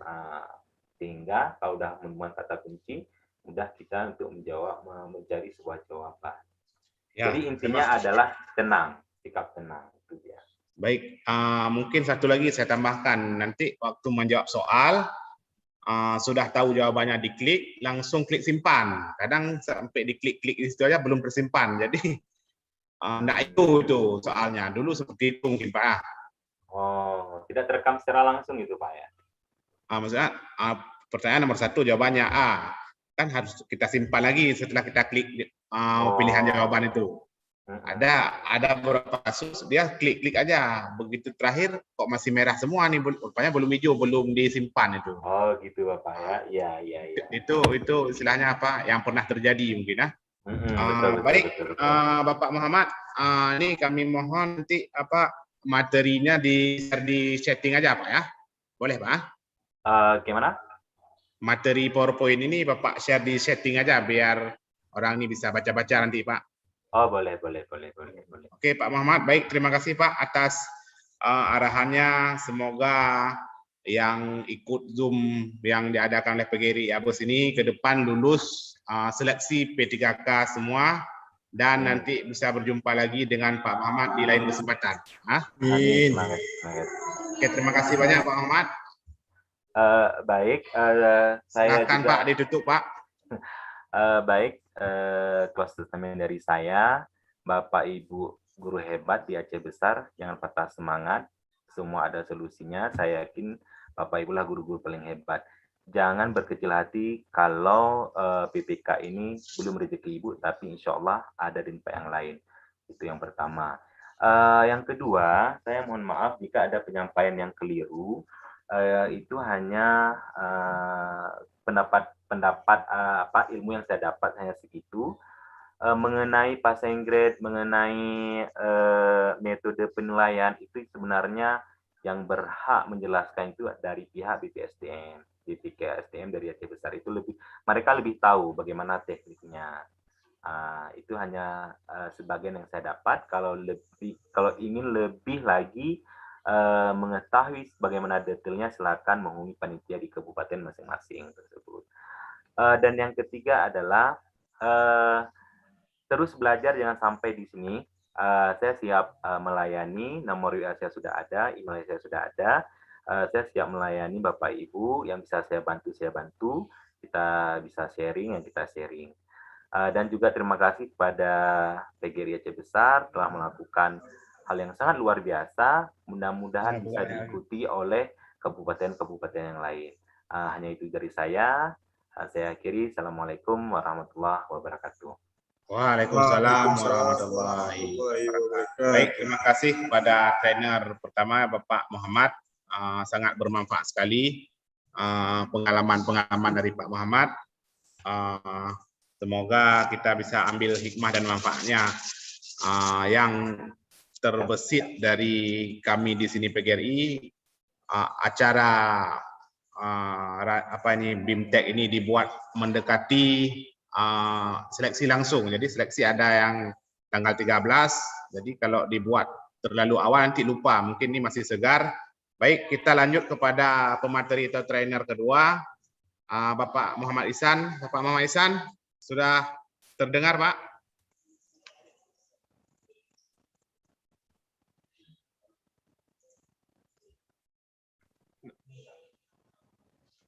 Muhammad Ihsan, Bapak.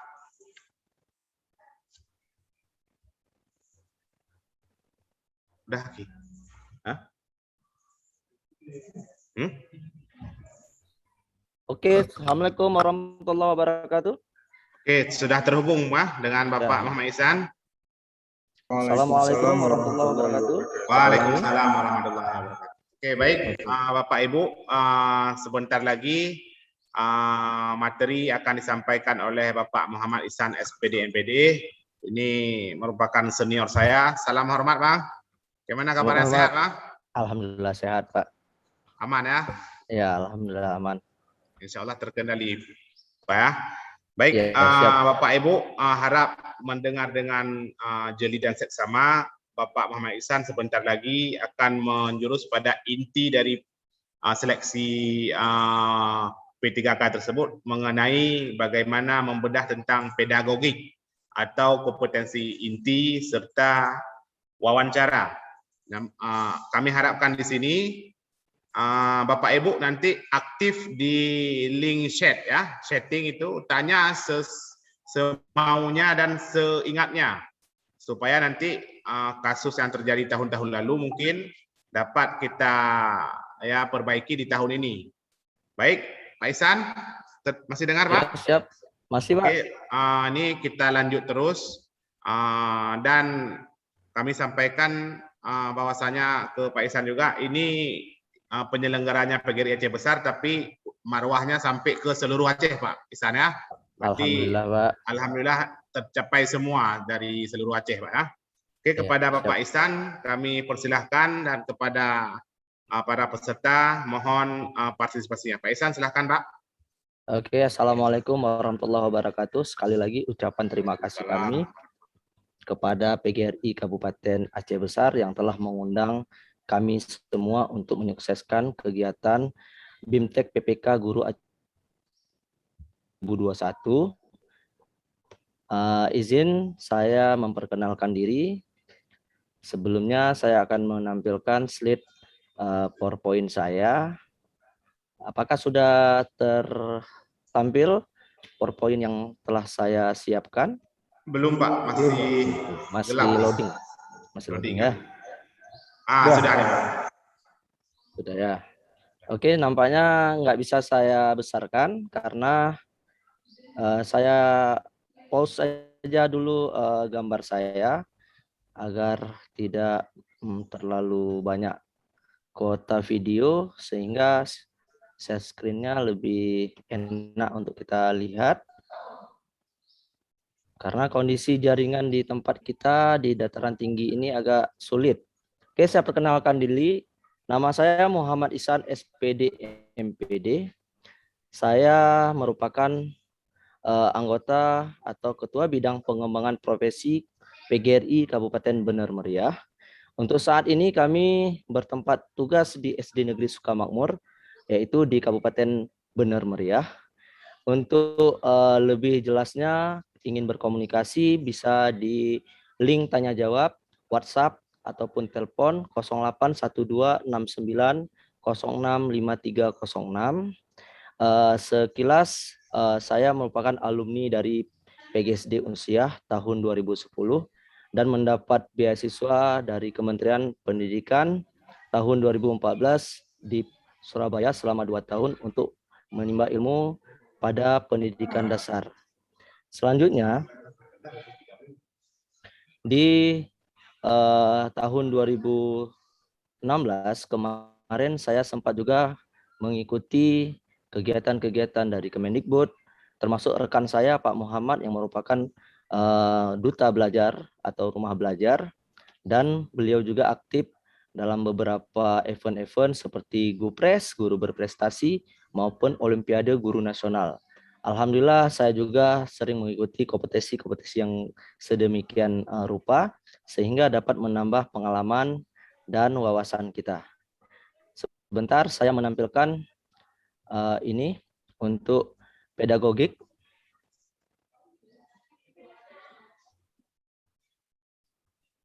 Mohon maaf, jaringan agak bermasalah di tempat kita karena kondisi kurang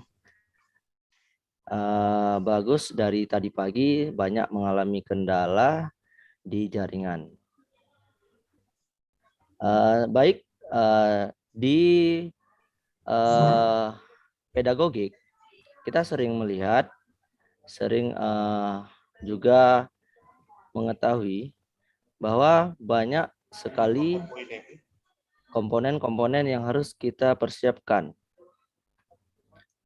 Di sini saya mengambil sebuah latihan soal yang dipersiapkan untuk tes pegawai pemerintahan dengan perjanjian kerja atau PPK guru di bidang pedagogik.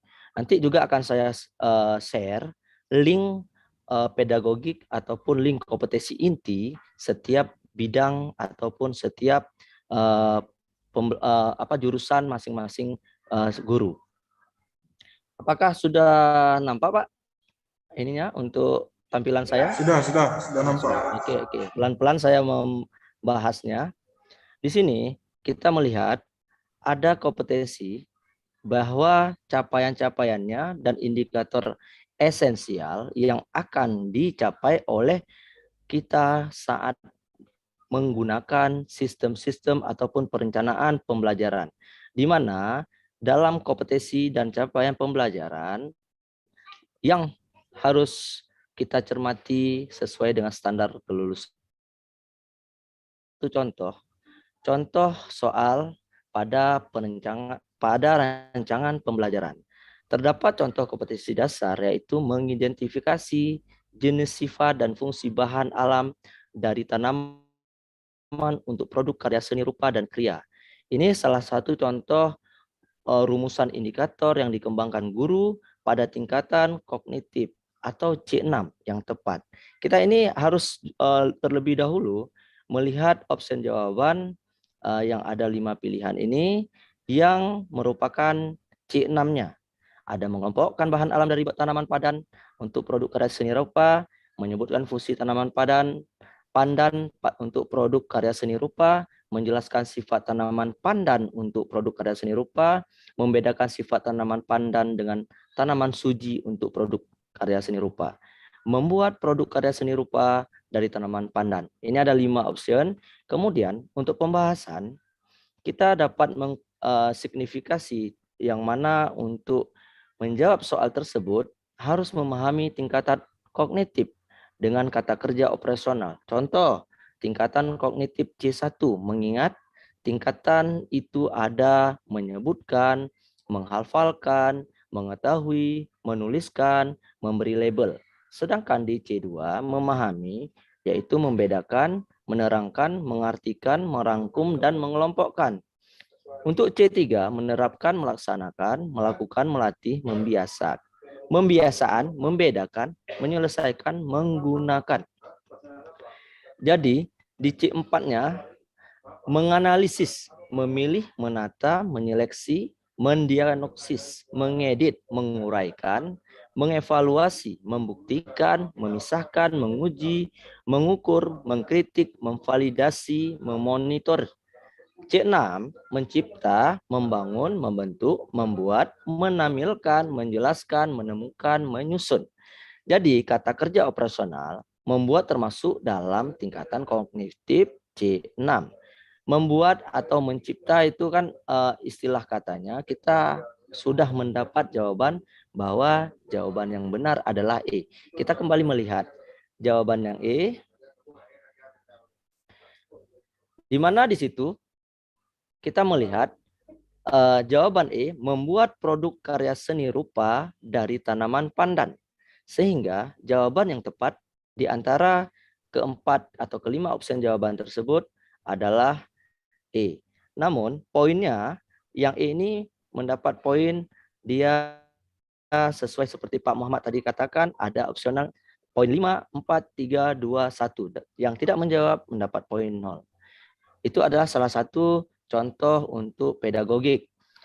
Untuk selanjutnya, saya mencoba di soal kedua. Oke, ini ada contoh soal untuk kompetensi perencanaan pembelajaran berdasarkan standar kompetensi lulusan untuk mencapai tujuan pembelajaran. Pada sebuah rancangan pembelajaran, yaitu RPP, tertulis contoh rumusan indikator kompetensi, yaitu menjelaskan kondisi operasi sistem dan komponen perangkat keras. Jika seorang pendidik akan menyusun menjadi tujuan pembelajaran, maka rumusan yang tepat adalah A. Setelah melaksanakan proses pembelajaran melalui praktik, siswa dapat menjelaskan kondisi operasi sistem dan komponen perangkat keras berupa komponen input, proses, dan output. B. Setelah melaksanakan proses pembelajaran dan menggali informasi melalui diskusi, siswa dapat menjelaskan kondisi operasi sistem dan komponen perangkat keras secara benar. C. Siswa dapat menjelaskan kondisi operasi sistem dan komponen perangkat keras berupa komponen input, proses, dan output secara benar. D. Menjelaskan kondisi operasi sistem dan komponen perangkat keras, komponen input, proses, dan output tanpa melihat catatan. Di sini ada jawaban yang E. Setelah melaksanakan proses pembelajaran dan menggali informasi melalui diskusi, materi, kondisi operasi sistem dan komponen perangkat keras secara benar tanpa melihat catatan. Jadi, untuk pembahasannya, unsur-unsur dalam merumuskan tujuan pembelajaran hendaknya memenuhi kaidah, yaitu ABCD.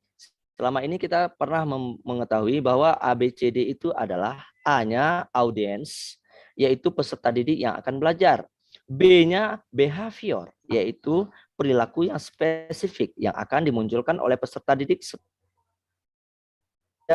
dalam pelajaran tersebut. C. Condition adalah kondisi yang berarti batasan yang dikenakan kepada peserta didik atau alat peralatan yang digunakan peserta didik pada saat dilakukan penilaian. D. Degree adalah tingkat keberhasilan peserta didik dalam mencapai perilaku. Sehingga setelah melaksanakan proses pembelajaran dan menggali operasi informasi melalui diskusi, siswa dapat menjelaskan kondisi operasi sistem dan komponen perangkat keras secara benar.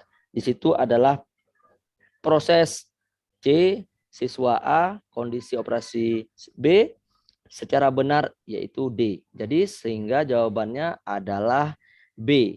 Kita melihat kembali di soal, mengapa kita harus mengetahui pada sebuah rancangan ini kita harus tahu bahwa setelah melaksanakan proses pembelajaran dan menggali informasi melalui diskusi, siswa dapat menjelaskan kondisi operasi sistem dan komponen perangkat keras secara benar. Ini ada dua contoh yang saya paparkan tentang pedagogik. Insya Allah nanti juga setelah sesi ini kita akan mendapatkan 110 soal yang telah kami siapkan linknya untuk kita coba bersama-sama. Setelah ini saya akan memaparkan selanjutnya tentang wawancara. Kenapa? Di wawancara juga sangat banyak model-model wawancara yang harus kita pelajari. Di sini saya memaparkan sesuai dengan pedoman P3K Pegawai Pemerintahan Perjanjian Kerja yang saya ambil dari SSCASN. Di sini ada petunjuknya sehingga kita dapat mengetahui bagaimana seleksi penerimaan PPK tahun 2021 dapat kita ikuti secara benar sesuai dengan kompetensi yang telah kita pelajari. Yang ini selanjutnya kompetensi wawancara. Ini saya peroleh langsung dari SSCASN. Mereka juga memberikan bagaimana contoh-contoh untuk pembahasan soal-soal yang akan ditampilkan nantinya. Saya besarkan sedikit lagi biar enak kita melihatnya. Oke, apakah nampak Pak? Bapak masih bisa memonitor saya? Jelas, Pak. Jelas masih Pak ya. Oke, saya lanjut. Ya. Di sini ada contoh. 1. Anda merupakan asisten yang bertugas membantu dokter dalam proses operasi bedah. Saat itu, Anda ditugaskan untuk membantu dokter yang akan melaksanakan operasi bedah. Namun, Anda mengetahui bahwa dokter tersebut dalam keadaan mabuk minuman alkohol. Apakah tindakan yang Anda lakukan? A. Menegur dokter tersebut. B. Melaporkan kepada atasan bahwa dokter dalam keadaan mabuk. C. Membiarkannya, yang penting pelaksanaan tercapai. Kembali saya ulangi bahwa di wawancara nanti semuanya akan berbentuk tes tertulis. Jadi selama ini kita wawancara langsung tatap muka, face to face, namun untuk P3K di tahun ini akan menggunakan sistem tertulis dan berbentuk soal. Pembahasan. Posisi Anda pada saat ini yaitu sebagai seorang asisten, baik yang profesional dan berdedikasi dalam membantu tugas dokter. Namun di sisi lain, posisi Anda sebagai pelayan kesehatan juga harus memperhatikan betul-betul kesehatan dan keselamatan pasien serta SOP. Apa itu SOP? Standar Operational Procedure. Jadi jawabannya kita harus melaporkan kepada atasan bahwa dokter dalam keadaan mabuk. Ini merupakan SOP yang wajib untuk kita laksanakan. Begitu juga di lingkungan sekolah. Ini kan perandaian atau umpama. Saya lanjut ke soal selanjutnya. Nomor 2, pandangan Anda tentang keterlibatan masyarakat dalam penyelenggaraan pendidikan di sekolah adalah A. Masyarakat memiliki potensi-potensi yang dapat dikolaborasikan dengan kegiatan sekolah sesuai prosedur dan aturan yang berlaku. B. Masyarakat merupakan partner sekolah dalam memajukan pendidikan serta peserta didik sehingga perlu diikutkan dalam perencanaan sekolah. C. Masyarakat dan sekolah perlu bekerja sama dengan membuat kontrak kesepakatan yang nyata dalam dokumen yang dapat dipertanggungjawabkan. Ini kembali ke keterlibatan masyarakat dalam penyelenggaraan pendidikan di sekolah. Dan ini sangat berpengaruh untuk kemajuan sekolah. Pembahasan. Masyarakat memiliki potensi-potensi yang dapat dikolaborasikan dengan kegiatan sekolah, mengingat bahwa sekolah berfungsi sebagai lembaga yang melayani anggota masyarakat dalam bidang pendidikan. Sehingga kita sebagai warga masyarakat memiliki potensi yang dapat dikolaborasikan dengan kegiatan sekolah sesuai prosedur dan aturan yang berlaku ada di jawaban di nomor A-nya. Selanjutnya ini juga berkenaan dengan kejadian-kejadian yang ada di sekeliling kita atau di tempat kita tinggal. Contoh, sudah seminggu sampah di depan rumah Anda tidak diambil oleh petugas pengambil sampah karena mobil pengangkut sampah rusak. Beberapa warga di sekitar Anda tidak sabar untuk mewadahi sampahnya pada wadah plastik tersebut, dibuangnya sampah dalam bungkusan plastik itu satu demi satu ke sungai yang ada di antara kampung. Hal apa yang Anda lakukan sebagai guru? A. Mengingatkan warga agar tidak membuang sampah ke sungai karena akan menimbulkan banjir. B. Membicarakan persoalan tersebut dengan ketua RT dan tokoh masyarakat untuk mencari solusinya. C. Menyewa mobil yang dapat mengangkut sampah untuk mengangkut sampah yang tertumpuk. Untuk pembahasan, di sini kasus ini pada soal di atas berkaitan dengan kepentingan orang banyak sehingga tidak bisa diputuskan sendiri. Kita harus berdiskusi dengan pihak terkait seperti ketua RT atau tokoh masyarakat setempat. Yang sebaiknya kita jawab adalah membicarakan persoalan tersebut dengan ketua RT dan tokoh masyarakat untuk mencari solusinya. Ini ada 3 contoh soal dari wawancara. Insya Allah nanti di sesi setelah kita melaksanakan tanya jawab dan kita melakukan sedikit pencerahan mengenai PPPK, kita akan dapat mengetahui tujuan dari PPK itu sendiri adalah untuk membahas bidang-bidang masing-masing per kompetensi yang kita ingin capai. Sementara ini dulu Pak, mungkin ada pertanyaan yang sudah ada tertampung di cek pertanyaan bisa ditampilkan sebelum kita menuju ke sesi tanya jawab. Mungkin Bapak ada tambahan dari Pak Kurnia. Halo, Assalamualaikum Pak. Masih mendengar suara saya?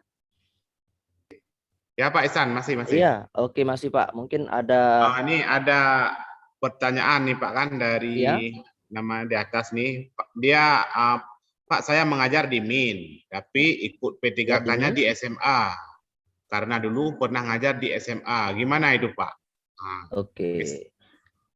Oke Pak, ini kan sekarang kan dilemanya kan banyak guru-guru yang lulusan, misalnya contohnya dia dulu mengajar di MIN, PGMI kita bilang Pak kan? Ya PGMI. PGMI. Jadi di PGMI itu kan dia mengeluarkan bahwa ijazah yang tepat adalah PGSD atau PGMI, lulusan S1. Karena kita tidak sesuai dengan jurusan, contoh saya jurusan FKIP bahasa, otomatis kita akan dapat menggunakan Dapodik negeri kita untuk mendaftar pada grid ataupun pada jurusan yang sesuai. Contoh di PGSD memang di SD atau di MIN, sedangkan S1 bahasa dia akan otomatis terbawa ke sistem guru SMP ataupun SMA. Itu untuk sementara ini Pak, yang sesuai dengan juknis yang kita pelajari. Berarti ke depan mungkin ada perubahan, bisa jadi mungkin Pak? Ya, mudah-mudahan aja ada kebijakan-kebijakan yang memudahkan sehingga semua, yang semua bisa terorganisasi dengan baik. Oke, baik. Ini boleh ada izin lagi, bertanya Pak? Izin lagi bertanya nih, Pak. dulu saya sama Bapak untuk sedikit saya ingin bertanya. Oke, boleh, Pak. Sesi setelah ini kita kan ada soal Pak, soal yang akan disimulasikan oleh para audiens ataupun para peserta. Ya, Pak. Di soal itu ada seluruhan yang telah kita pelajari hari ini. Di situ ada kompetensi inti yang berbentuk pedagogik, ada manajerial, ada sosiokultural, dan ada wawancara. Jadi nanti runutnya teman-teman akan mencoba menjawab dan dapat melihat langsung hasil jawabannya. Linknya sudah saya kasih ke Pak Munadi, nanti insya Allah akan di-share. Jadi dibagikan sesinya kan kita ini mengingat waktu sudah mendekati duhur, apakah duhur kita break, kita lanjut setelah duhur, atau kita lanjut sesi ini kita tutup sampai tuntas. Ini kembali ke kegiatan kita bagaimana baiknya kita simulasikan. Tapi menurut hemat saya kalau kita break nanti pas kembalinya mungkin agak itu yang saya takutkan. Atau kita lanjutkan sampai tuntas terus Pak Nian. Ya, lebih bagus begitu Pak. Saya pun lebih setuju, bagus Pak. Seperti itu kita padatkan terus. Pun orang ini lagi semangatnya nanti kalau udah ada keluarga urusan ini udah sangat semangat. Ya benar. Sedikit Pak Ihsan, mungkin Pak Ihsan sebelum jauh ke sana, Pak Ihsan tolong dibagikan tip dan trik dulu ini waktu soal seperti ini harus fokus seperti ini. Ini tip dari Pak Ihsan, tidak ada yang lain-lain berdasarkan pengalaman Pak Ihsan. Oke, siap. Saya hidden dulu video, saya tampilkan PowerPoint saya. Ya Pak. Sebentar Pak ya, PowerPoint-nya masih macet ini karena jaringannya dari tadi saya coba belum bisa terbuka, mudah-mudahan bisa terbuka sekarang ya. Oke, sambil itu nih ada yang bertanya satu lagi Pak Ihsan. Boleh Pak. Izin bertanya Pak, saya ini guru S1 PAI, mendaftar P3K tidak ada formasinya dan lulus berkas. Gimana itu Pak? Apa ada kesempatan? Dia guru PAI tapi mendaftarnya tidak ada formasi tapi dia lulus berkas gitu. Oke, ini sama seperti kasus di SD kami sendiri. Ada guru S1 pendidikan guru agama Islam.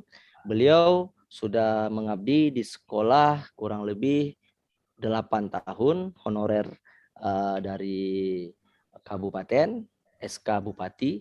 Beliau di sekolah sendiri tidak bisa mendaftar karena di sekolah kuota guru PAI-nya sudah terpenuhi atau sudah ada guru PAI yang PNS-nya. Kemudian dari sistem dia mendaftar, saat dia mendaftar dia lolos formasi.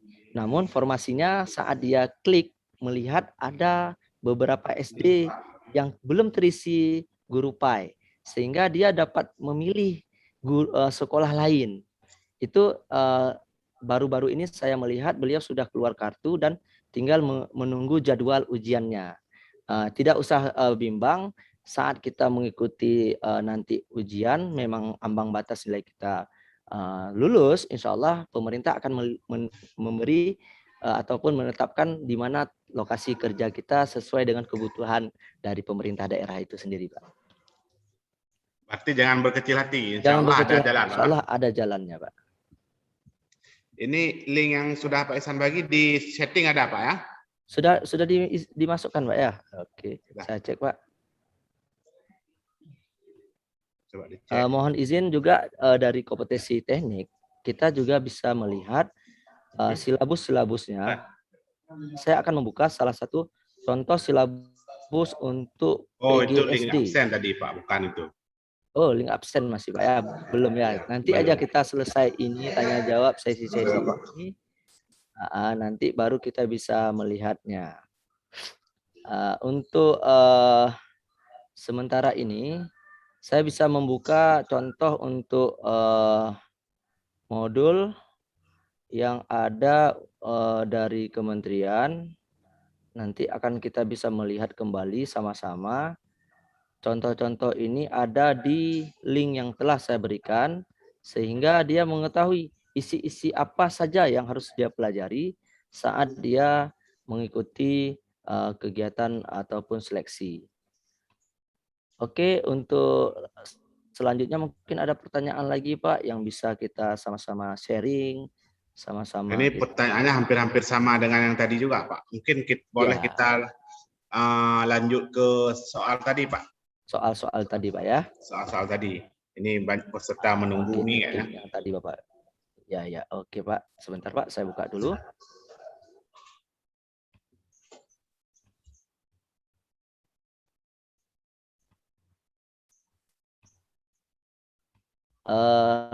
Mohon izin Pak, ini karena jaringannya kurang bersahabat, jadi agak-agak sulit untuk saya masuk.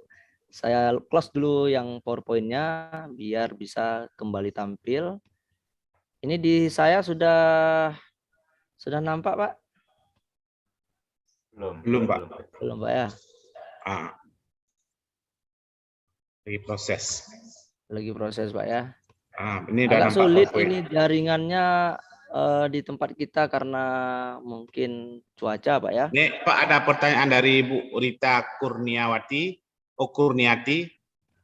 Kami mau nanya Bapak, kami ijazah baik tapi ngajarnya mata pelajaran lain dan ketika daftar P3K nggak ada pilihan jabatan formasinya. Gimana Pak? Tuh kami sudah ngajar dari tahun 2007. Itu ada juga kasus yang begitu. Hampir sama-sama nih Pak. Bersama seperti yang saya jelaskan tadi, kita tetap lanjut sampai proses kegiatan seleksi selesai dan nilai di ambang batas kita capai. Nanti di mana akan ditempatkan akan dilihat kembali kondisi di daerah masing-masing.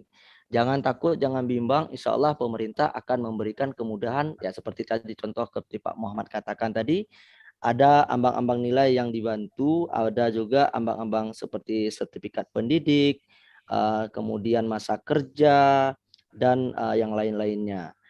Untuk ibu-ibu yang ataupun rekan-rekan saya sekalian, kita tetap optimis, jangan pesimis. Insya Allah, Allah mudahkan urusan saat kita tes nanti ke depannya. Mohon Pak izin Pak. Ada satu lagi. Ya Pak. Ini Pak mau nanya mengenai soalnya apakah per mapel atau keseluruhan mapelnya Pak? Mungkin dia belum paham nih Pak. Jadi kan begini, saat kita nanti ikut tes, dia sudah ada juknis yang telah dikeluarkan bahwa di sana ada yang namanya pertama kompetensi inti yang tadi sudah dijelaskan oleh Pak Muhammad. Kompetensi inti itu ada soalnya ada berapa, juga sudah tadi kita paparkan. Kemudian ada manajerial, juga ada soalnya dengan bobot yang seperti dijelaskan, sosio-kultural, dan wawancara. Wawancara juga dalam bentuk soal.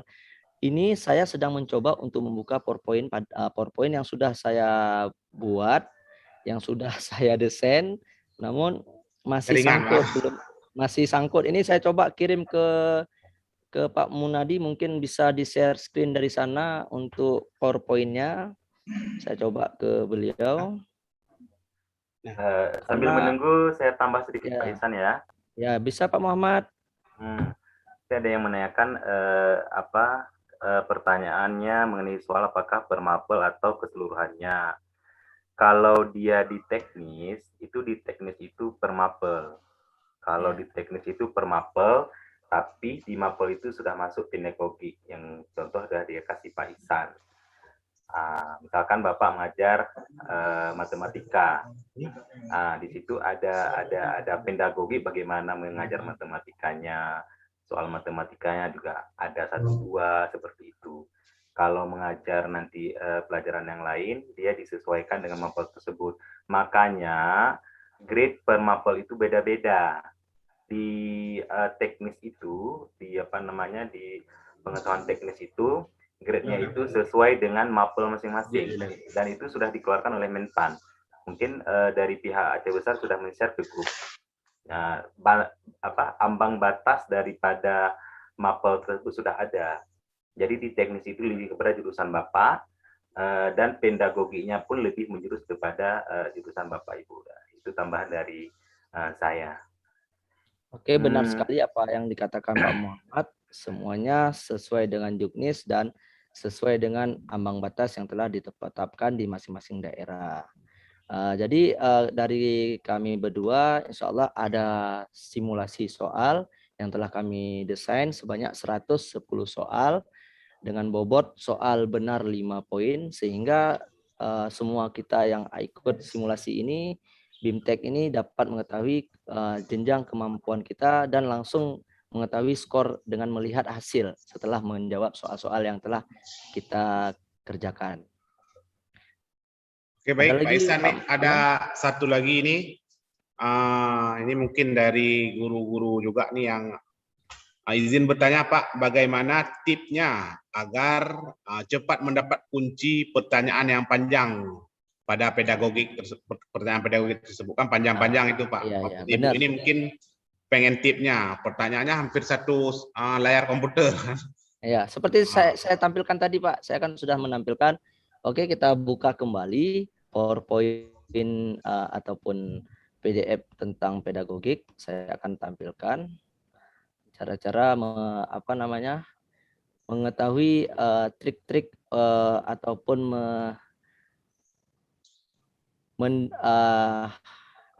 kalau kita bilang ya, membaca runut persoalan yang ingin kita ketahui. Ini udah tampil Pak? Sudah.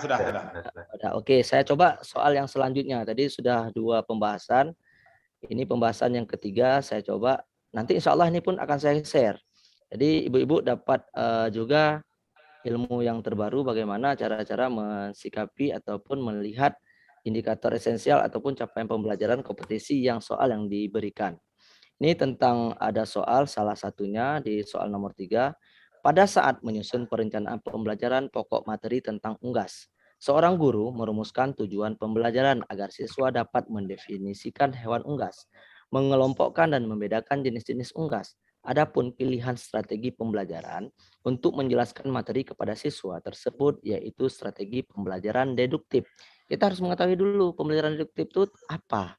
Lalu mendasarkan tujuan dan strategi pembelajaran tersebut mencerminkan ragam pengetahuan yang jenisnya. A. Fakta. B. Prosedur. C. Keterampilan. D. Konsep. E. Prinsip. Pembahasan. Kita sudah sampai tadi membaca dan mengetahui soalnya. Kalau saya langsung melihat tabel untuk mempermudah dalam menentukan contoh jenis materinya. Kita bisa melihat indikator yang harus dikuasai siswa. Fakta apabila siswa dimiliki untuk menyebutkan nama, kapan, di mana suatu peristiwa terjadi. Kalau konsep, apabila siswa diminta untuk mengumpulkan ke definisi, membedakan 2 hal, mengklarifikasi. Sedangkan prosedur, apabila siswa diminta untuk menjelaskan langkah-langkah pemecahan suatu persoalan menurut prosedur tertentu. Sedangkan prinsip, apabila siswa diminta untuk menjelaskan hubungan antar berbagai konsep sebab akibat. Keterampilan apabila siswa diminta untuk membuat sesuatu. Aspek afektif apabila siswa diminta memilih dan melakukan sikap tertentu terhadap sesuatu kejadian. Sedangkan aspek motorik apabila siswa diminta untuk melakukan kegiatan menggunakan anggota badan. Jadi tujuan pembelajaran yang tadi, siswa meminta untuk mendefinisi hewan unggas, mengelompokkan dan membedakan jenis-jenis unggas termasuk jenis materi berupa konsep. Di sini tepatnya jawabannya adalah jawaban yang D. Kenapa di situ saya mengatakan? Karena dia merupakan konsep. Tadi kita sudah mengetahui, kita jabarkan dulu fakta apa konsep. Konsep adalah apabila siswa diminta untuk mengumpulkan definisi, membedakan dua hal atau mengklarifikasi. Kita lihat di soal tadi, ada enggak dia meminta untuk membedakan.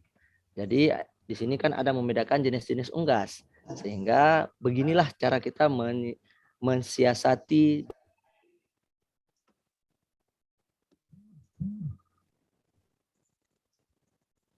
Halo. Halo Pak Ihsan. Kayaknya terlempar Pak Ihsan. Udah mental nih kayaknya Pak Ihsan. Iya. Oke Pak Muhammad, silahkan Pak Muhammad. Ya baik, saya menambahkan sedikit dari Pak Ihsan, nanti kalau Pak Ihsan sudah masuk bisa disambung kembali. Seperti yang kita lihat ini adalah soal cerita. Salah satu kuncinya seperti yang dikatakan Pak Ihsan, jadi lihat jawaban dulu, kemudian dari jawaban itu Ibu jabarkan apa, seperti itu. Kalau yang saya ajarkan tadi yaitu dengan cara membelah tadi skimming dan scanning. Jadi pertanyaan itu silakan Ibu gariskan dua, kiri kanan itu sama bagikan, kemudian di tengah itu cari kata kunci. Tadi ada kata kunci di sini, kalau kita tarik di tengahnya itu ada apa? Jenis-jenis unggas, kemudian tujuannya di situ buat apa, kemudian di situ ada juga gurunya. Nah, itu cara mencari kata kuncinya sehingga jawabannya bisa kita temukan kata kunci. Berarti dibuat ancer-ancer aja Pak. Nanti kan soalnya depan laptop mungkin digaris, dibuat ancer-ancer garis saja mungkin ya. Ya, dibayangin aja Pak, jangan dibayangin aja. Iya, dibayangin. Jangan digaris laptopnya nanti. Jangan. Jadi ketika baca soal, kalau menurut saya baca yang tengahnya. Kalau kita garis itu, kita lihat tengahnya aja, ada apa informasi di tengah, karena informasi yang ada di tengah. Kalau yang di samping kiri samping kanan itu sebagai pemanis aja. Saya cerita tadi, kalau guru mengajar, yang intinya adalah kata gagasan ide itu di tengah, seperti itu. Kata kuncinya itu di tengah.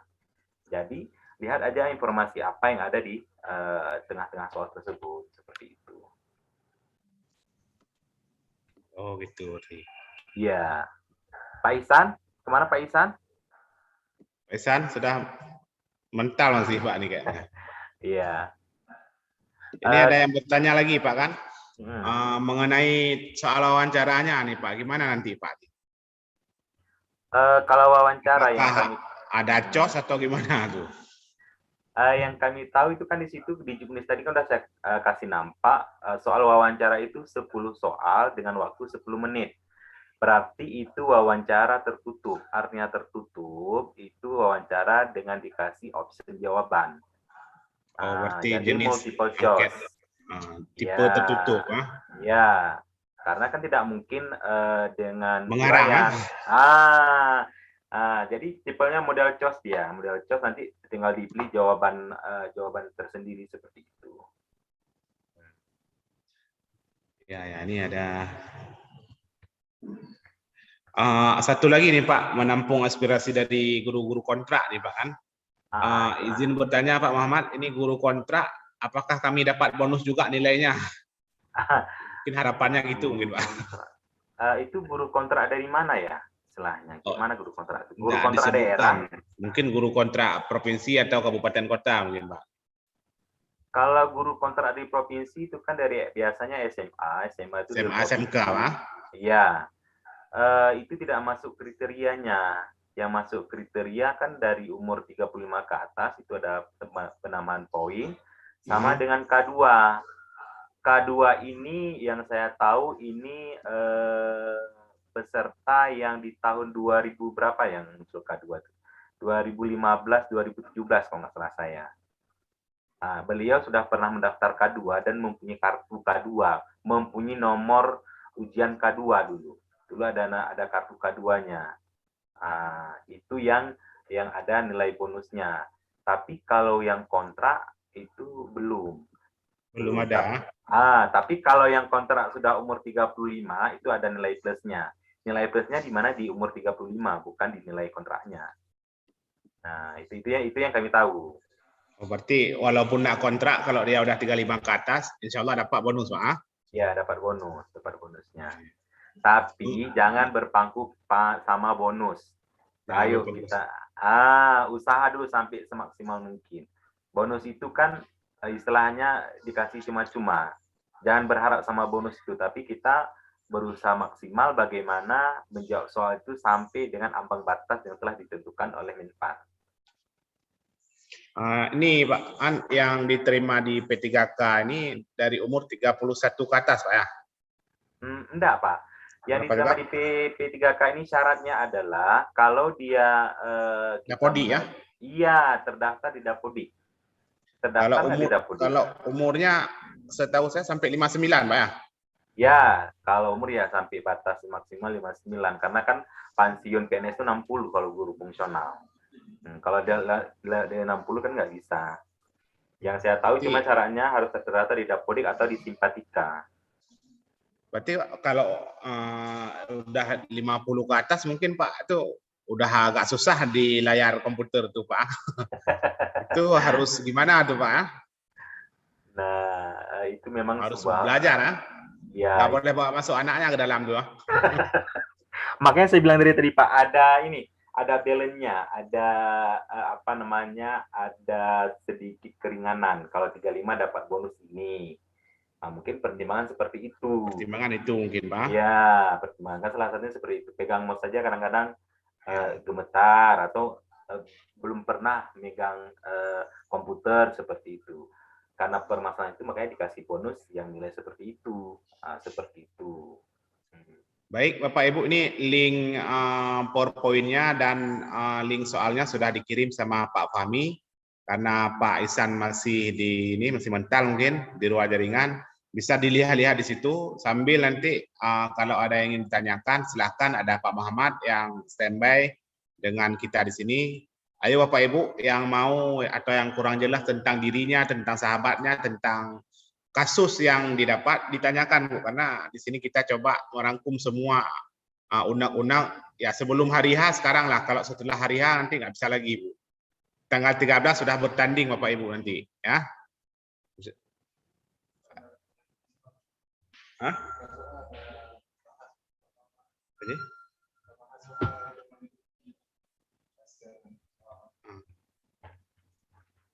Pak Muhammad, soal itu bisa dibuka Pak?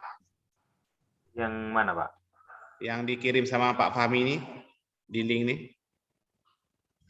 Boleh dibuka aja Pak, boleh. Buka, wah dengan proses.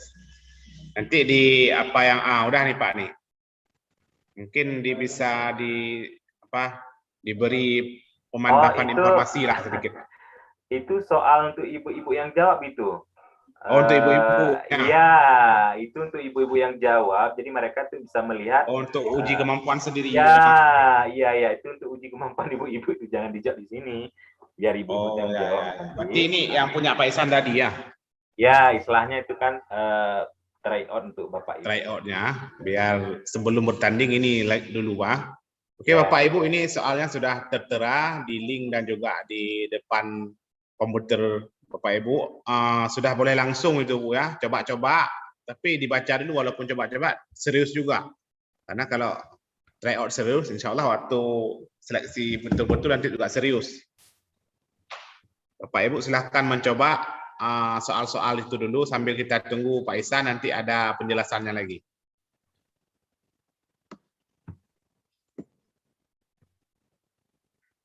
Pak Muhammad? Ya. Ini ada yang bertanya lagi, modul untuk mapel prakarya SMP ada nggak Pak di modul P3K? Tidak ada katanya. Dia bertanya sama Bapak nih. Kalau modul prakarya, kita kan di sini Ibu basicnya ketika melamar tadi kan bukan prakarya. Prakarya Ibu waktu melamar. Oh, itu enggak tertera di sini Pak, ini mungkin ya? Iya, karena yang satu dia kan per bidang. Yang spesifik sekali kalau mapel prakarya itu tidak ada sarjana yang prakarya, itu satu. Tapi dia dinaungi oleh bidang mapel sains kayak biologi, kimia, fisika itu diakui di Dapodik sebagai guru prakarya. Tapi ketika tes PPK nanti, maka yang dites itu sesuai dengan bidang kita, bidang yang kita lamar. Nah, bidang yang kita lamar jadi guru apa? Apakah ada di tema prakarya? Saya kurang tahu. Kan, tapi yang saya lihat modulnya nggak ada yang prakarya di sini. Yang ada cuman matematika, IPA kayak gitu, pelajaran IPS modulnya. Untuk khusus prakarya belum ada sepertinya. Itu yang khusus belum ada, Pak. Iya. Ya, berarti gitulah Bu, berarti yang khususnya belum ada, include ke dalam yang dia bawa ijazahnya berarti Pak? Iya. Bapak Ibu silahkan sambil kita tunggu Pak Ihsan ini kembali lagi. Ada Pak Muhammad bersama kita. Udah ada Pak Ihsan. Pak Ihsan? Belum kayaknya nih.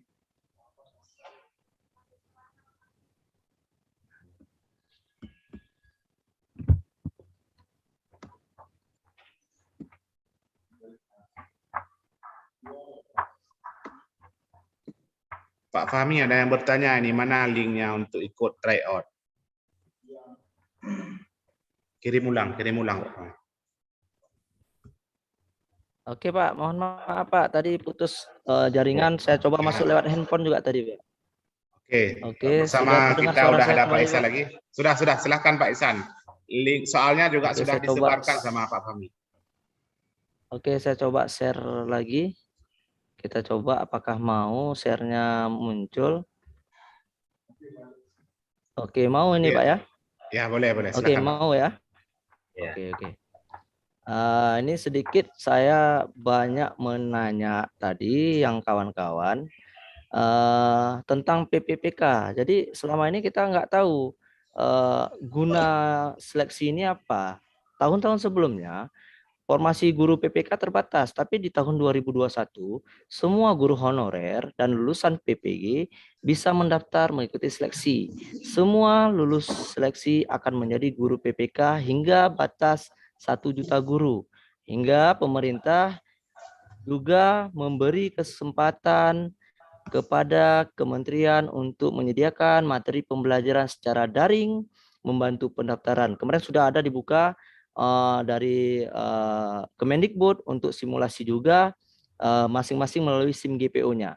Lalu pemerintah juga memastikan anggaran bagi gaji semua peserta lulus seleksi PPPK. Biaya penyelenggaraan ujian juga ditanggung oleh negara. Sehingga kita harus tahu dulu dari Menpan RB juga mereka telah mencanangkan rekrutmen PPK tenaga guru pada tahun 2021. Kita harus tahu dulu alur-alurnya, bagaimana per provinsinya, kuota kabupatennya, sehingga kita tidak salah nanti saat menanyakan. Contoh, tadi ada yang nanya syarat usianya. Di usia pelamar dari 20 tahun sampai dengan 1 tahun sebelum batas usia pensiun pada jabatan yang dilamar. Ingat, 1 tahun sebelum pensiun yaitu 59 tahun, 59 tahun. Kemudian, kita juga harus mengetahui landasan-landasan hukum tentang PPPK guru. Di situ ada UU nomor 5 tahun 2004 tentang aparatur sipil negara, tentang PP 49 tentang manajemen pegawai negeri.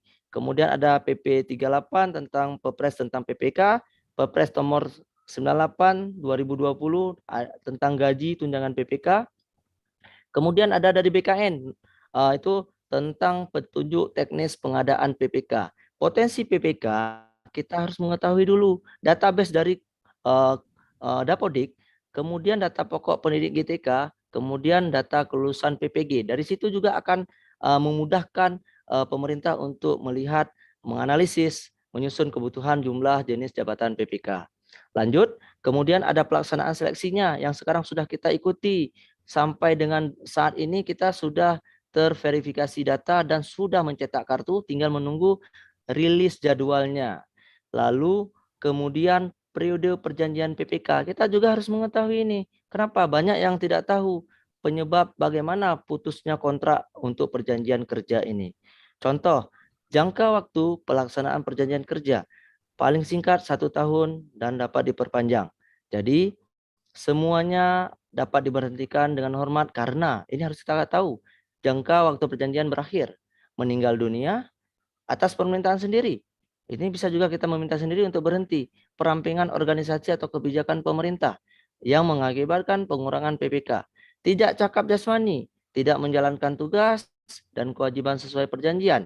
Ini ada permintaan sendiri dan ada permintaan dengan tidak hormat. Contoh, melanggar terhadap Pancasila dan undang-undang, dihukum penjara atau kurungan, pidana, anggota pengurus partai politik wajib keluar dari perjanjian kerja ini. Kemudian dihukum penjara, melakukan tindakan yang diancam dengan pidana penjara paling singkat 2 tahun atau lebih. Tindak pidana tersebut dilakukan dengan berencana. Jadi dapat diberhentikan sebagai pegawai PPPPK. Selanjutnya, kita ini sudah mengikuti kemarin alur seleksinya. Kita sudah mencocokkan administrasi kita, seleksi kompetisinya yang akan kita dapatkan adalah kompetisi teknik yang sudah ada link yang tadi kita berikan. Kemudian kompetisi manajerial, kompetisi sosial kultural, ada wawancara. Di mana nanti akan ada yang namanya materi per bidangnya. Contoh materi kompetisi teknik. Di situ akan ada penguasaan pengetahuan, keterampilan, sikap, perilaku yang dapat diamati, diukur, dan dikembangkan.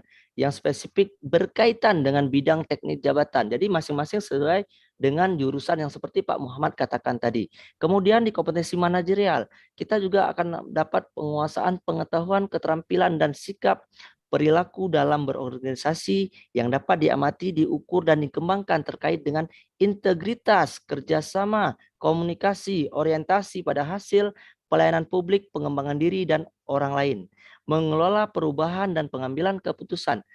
Kompetensi sosial kultural, penguasaan pengetahuan, keterampilan, dan sikap perilaku yang dapat diamati, diukur, dikembangkan terkait dengan pengalaman berinteraksi dengan masyarakat. Di situ ada tentang suku, budaya, perilaku, wawasan, kebangsaan, etika, dan kepekaan terhadap perbedaan budaya, kemampuan berhubungan sosial, kepekaan terhadap konflik, dan empati. Selanjutnya, inilah rencana tes kompetensi PPK tahun 2021. Tadi juga sudah digambarkan oleh Pak Muhammad. Kita juga dapat melihat kompetensi teknik bisa berbentuk 70 sampai 100 soal sesuai dengan bidang studi masing-masing.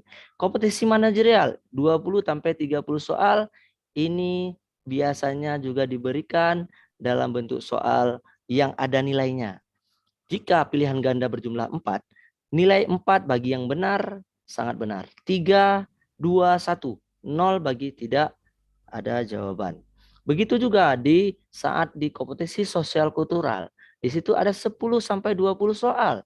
Pilihan gandanya ada 5, nilainya ada 5, poin yang paling benar 4, 3, 2, dan 1, dan 0.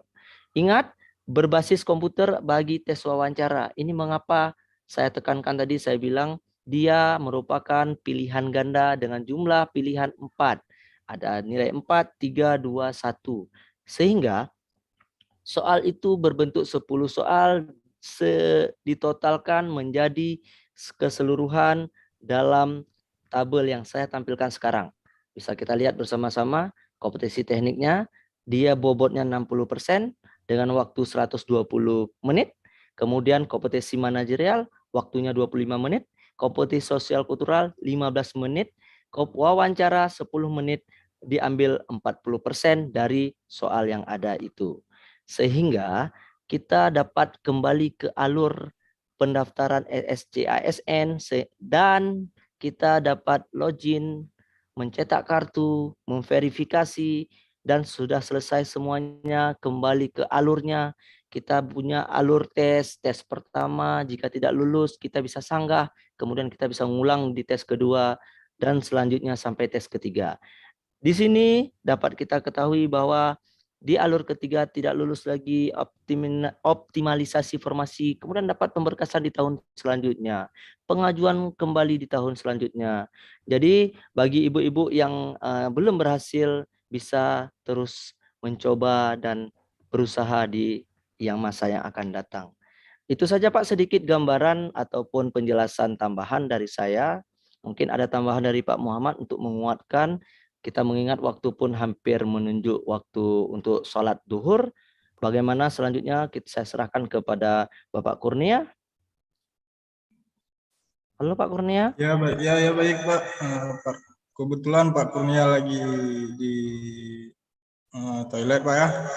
Jadi baik mungkin Pak Muhammad ada yang perlu ditambahkan, kami persilakan Pak kalau ada. Silakan Pak Muhammad. Oh ya, baik. Bapak Ibu, sebenarnya yang disampaikan tadi sudah saya rasa sudah paham semuanya, baik yang disampaikan oleh Pak Ihsan, gambarannya, kemudian yang saya gambarkan tadi. Yang intinya adalah kita terus belajar dan berusaha semaksimal mungkin. Kemudian untuk penambahannya, tadi Pak Ihsan sudah meng-share semua kompetensi apa yang akan diteskan di ujian PPK. Jadi mohon pada Bapak Ibu, kompetensi-kompetensi itu dipelajari secara mendetil, terutama di bidang teknis Ibu sendiri, di bidang mata pelajaran Ibu sendiri, supaya tidak ada kekecewaan di kemudian hari. Kemudian satu lagi yang ingin saya tambahkan bahwasanya segala sesuatu itu pasti ada rintangannya, segala sesuatu itu pasti ada hambatannya, tapi kita jangan menyerah pada hambatan tersebut. Ini salah satu langkah dari PGRI memfasilitasi Bapak Ibu menyelenggarakan BIMTEK tersebut. Jika nanti ada lagi yang ingin silakan secara pribadi, secara kelompok, dipersilakan. Kami siap membantu. Saya sendiri siap membantu Bapak Ibu membimbing bersama-sama, belajar bersama-sama, belajar tanpa batas hingga menghasilkan sebuah pencapaian yang maksimal. Itu aja tambahan dari saya. Oke, baik. Terima kasih Pak Muhammad atas sampaian materi yang sangat bermanfaatnya. Juga terima kasih kepada Pak Ihsan, ya, walaupun mental-mental di sana sudah berpartisipasi untuk ya berbagi Pak Ihsan. Terima kasih banyak Pak Ihsan. Semoga apa yang dibagi, Pak, mohon maaf Pak, kurang lebihnya Pak. Ya, dari pemaparan kita bersama. Oke, siap Pak. Semoga apa yang telah disampaikan oleh Pak Muhammad dan Pak Muhammad Ihsan dapat dicerna serta dimanfaatkan langsung nanti pada saat tes oleh peserta seleksi P3K, dan mudah-mudahan ada sedikit banyaknya membantu pada saat tes tersebut. Diingat-ingat, insya Allah kita sudah sangat dekat dengan tes, pasti cepat ingat nih. Tesnya setahu saya ada yang tanggal 13 nih kayaknya. Dan nanti link soal yang sudah dibagikan oleh Pak Ihsan tadi, sudah di-share di chattingnya, bisa dilihat di situ. Itu sebagai uji diri Pak Ihsan ya. Sebagai uji diri, ya, kalau memang banyak salahnya, berarti ya lihat lagi PowerPoint-nya, lihat lagi langkah-langkahnya. Kalau memang sudah benar ya banyak benarnya, ya kalaupun sudah dapat 500 poin ya saya pikir belajar itu nggak ada ruginya. Nggak ada ruginya. Ya, apalagi yang saya ingin tekankan di sini bagi orang-orang tua saya di sini yang susah dengan IT, seperti dengan mouse, dengan laptop nanti agak susah. Kemana kursornya itu saya pikir harus privat sendiri Bu ya, membantu ya. Ini lagi pegang-pegang jawaban udah tahu, begitu pegang mouse kursornya hilang, nggak tahu mau tekan apa. Saya pikir itu kasus kalau usianya sudah 50 ke atas. Saya pengalaman dengan orang tua sendiri. Ya Pak Muhammad ya, Pak Ihsan ya. Iya benar Pak. Oke, baik, terima kasih kepada pemateri karena waktu juga, dan nanti link yang sudah dibagikan bisa dilihat sendiri, dibaca sendiri. Ya, dapat skor nggak di link itu Pak Ihsan? Dapat. Nanti andai kata kita ingin mencoba lagi, kita bisa melihat kembali jawaban yang salah itu, lalu kita bisa mengulangnya. Oh gitu Jadi ya. tidak sekali menggunakan link itu bisa terus-terus berulang-ulang. Oh oke, bagus Pak Ihsan. Jadi Terima kasih guru-guru banyak Pak pun Ihsan. bisa melihat kembali nilainya. Nilai-nilai yang keluar dari link itu ya. Oke. Dari hasil dia menjawab, dia lihat hasil skornya, dia mengetahui di mana letak salah dan benar dari jawaban. Oke, sangat bermanfaat link itu. Ada waktu baca-baca.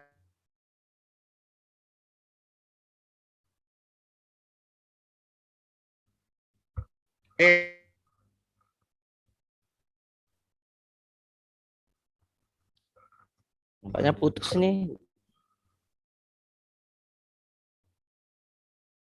Kami selaku mau dengan gaung yang lebih besar lagi di RADI, PGRI Aceh Besar, dan insya Allah dengan melihat animo peserta, ini tidak sia-sia kayaknya. Bahkan ada yang dari luar Aceh tadi Pak Ihsan, dari Batanghari katanya.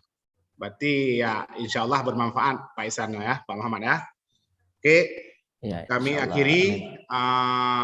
Wabillahi taufiq wal hidayah. Wassalamualaikum warahmatullahi wabarakatuh. Waalaikumsalam warahmatullahi wabarakatuh.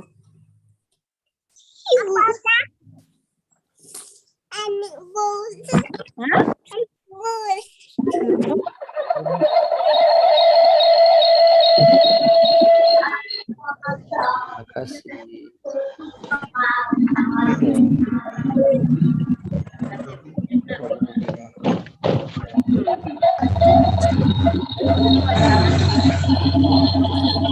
Silakan peserta yang mau bincang-bincang silakan.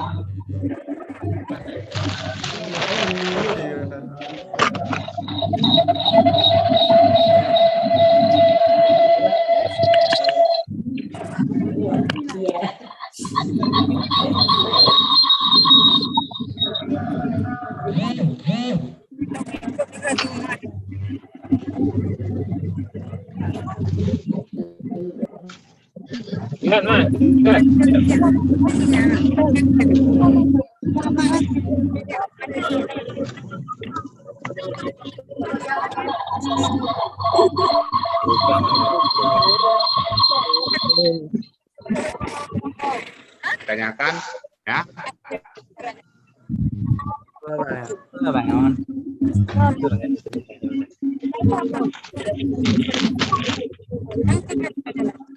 Itu. Itu aja. Manajer. Apa kali? Di Karajo. Ada di Karajo. Tapi jaringan. Habis jaringan le. Oh lagi nyan. Bang.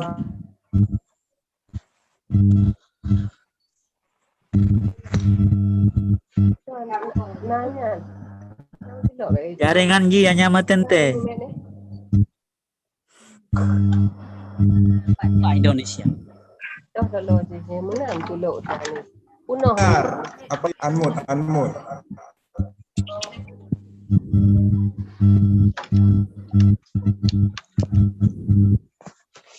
Bu Junia jelaskan langsung Bu. Link BIMTEK-nya atau modul?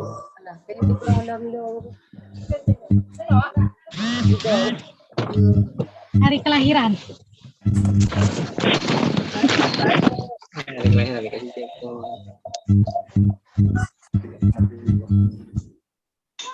Semoga sukses.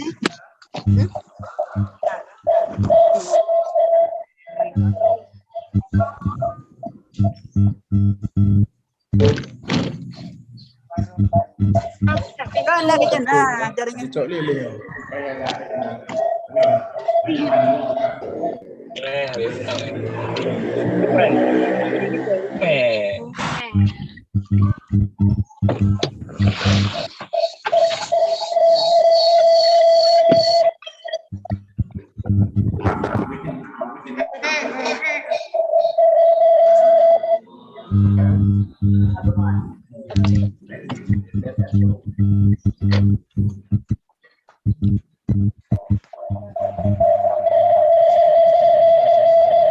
Mohon perhatian Bapak Ibu ya.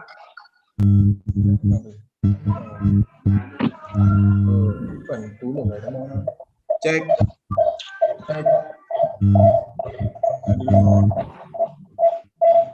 Bapak Ibu, ini sebelumnya kami sediakan waktu 10 menit lagi untuk Bapak Ibu mengcopy dan mendownload bahan-bahan yang ada di chatting.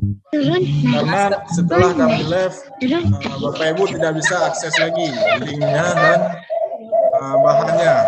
Jadi menggunakan waktu untuk Bapak Ibu copy linknya dan bahannya untuk Bapak Ibu simpan di tempat lain.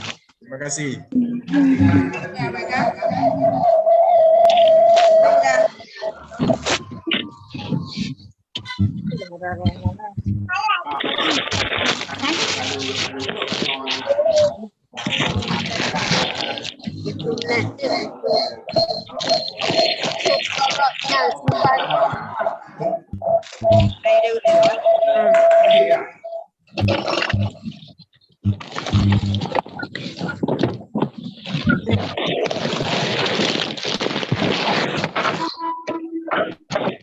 Mau masuk bangku.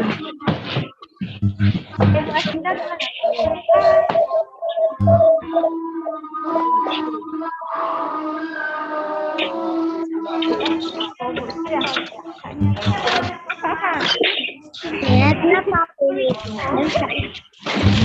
dalam ya. Ya Allah, di dalam dia.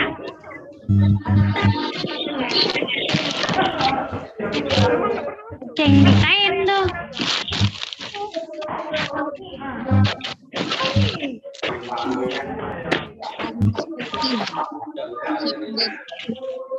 Enggak, ada pikir bahasa Inggris. Nggak biasa kali lah. Campak semua di sini. Nata kena kenya tabena.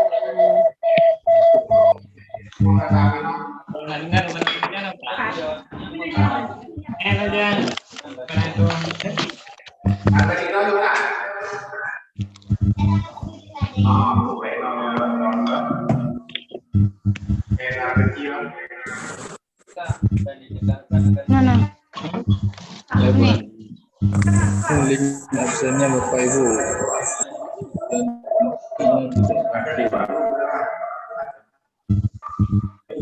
Ambil poin dan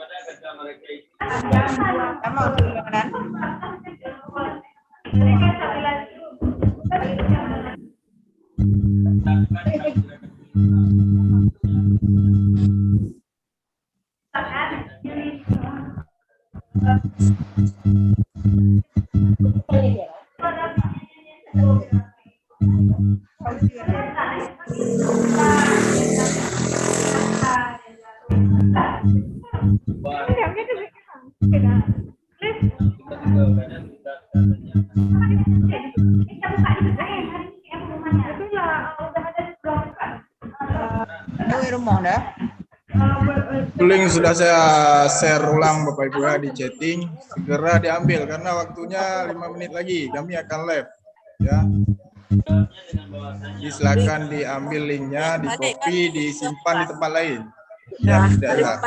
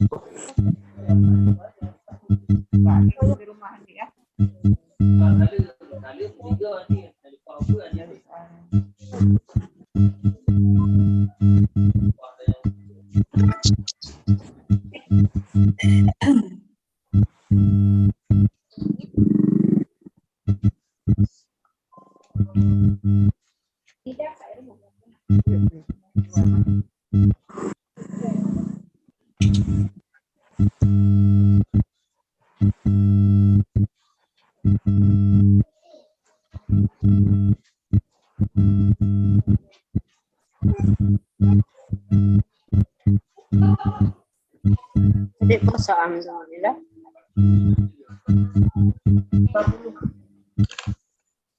Jadi dia. Itu kau nak tulung, kita mau bawa ron. Itu mana dalam punya ada ni.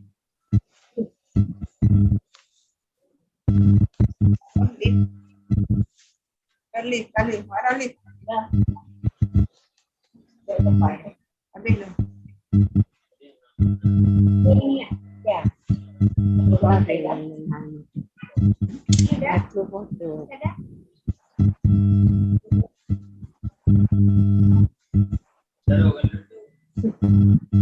Kita pakcik tidak kelam.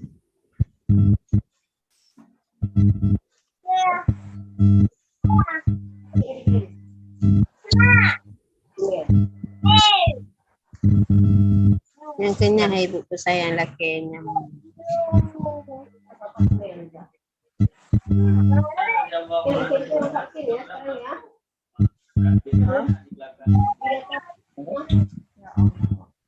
So yang habis kan? Ada anak umur anak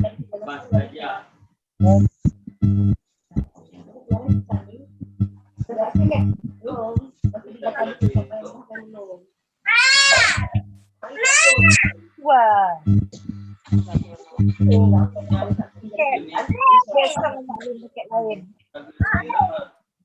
Pulang kemarin ada apa?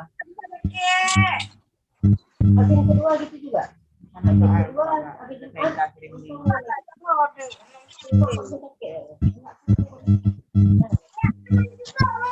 Besok mau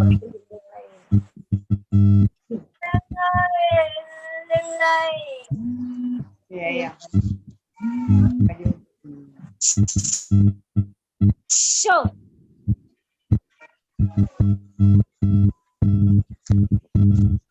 Ramin di tempat jahit dia.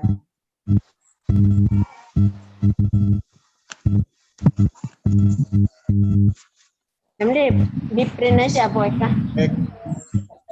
Baik, Bapak Ibu, waktunya sudah habis. Edit terus, print terus. Partisipasinya semuanya. Kami dari pihak panitia memohon maaf atas segala kekurangan dan kami ucapkan ribuan terima kasih. Ya. Ini nggak hendak jadi print saya.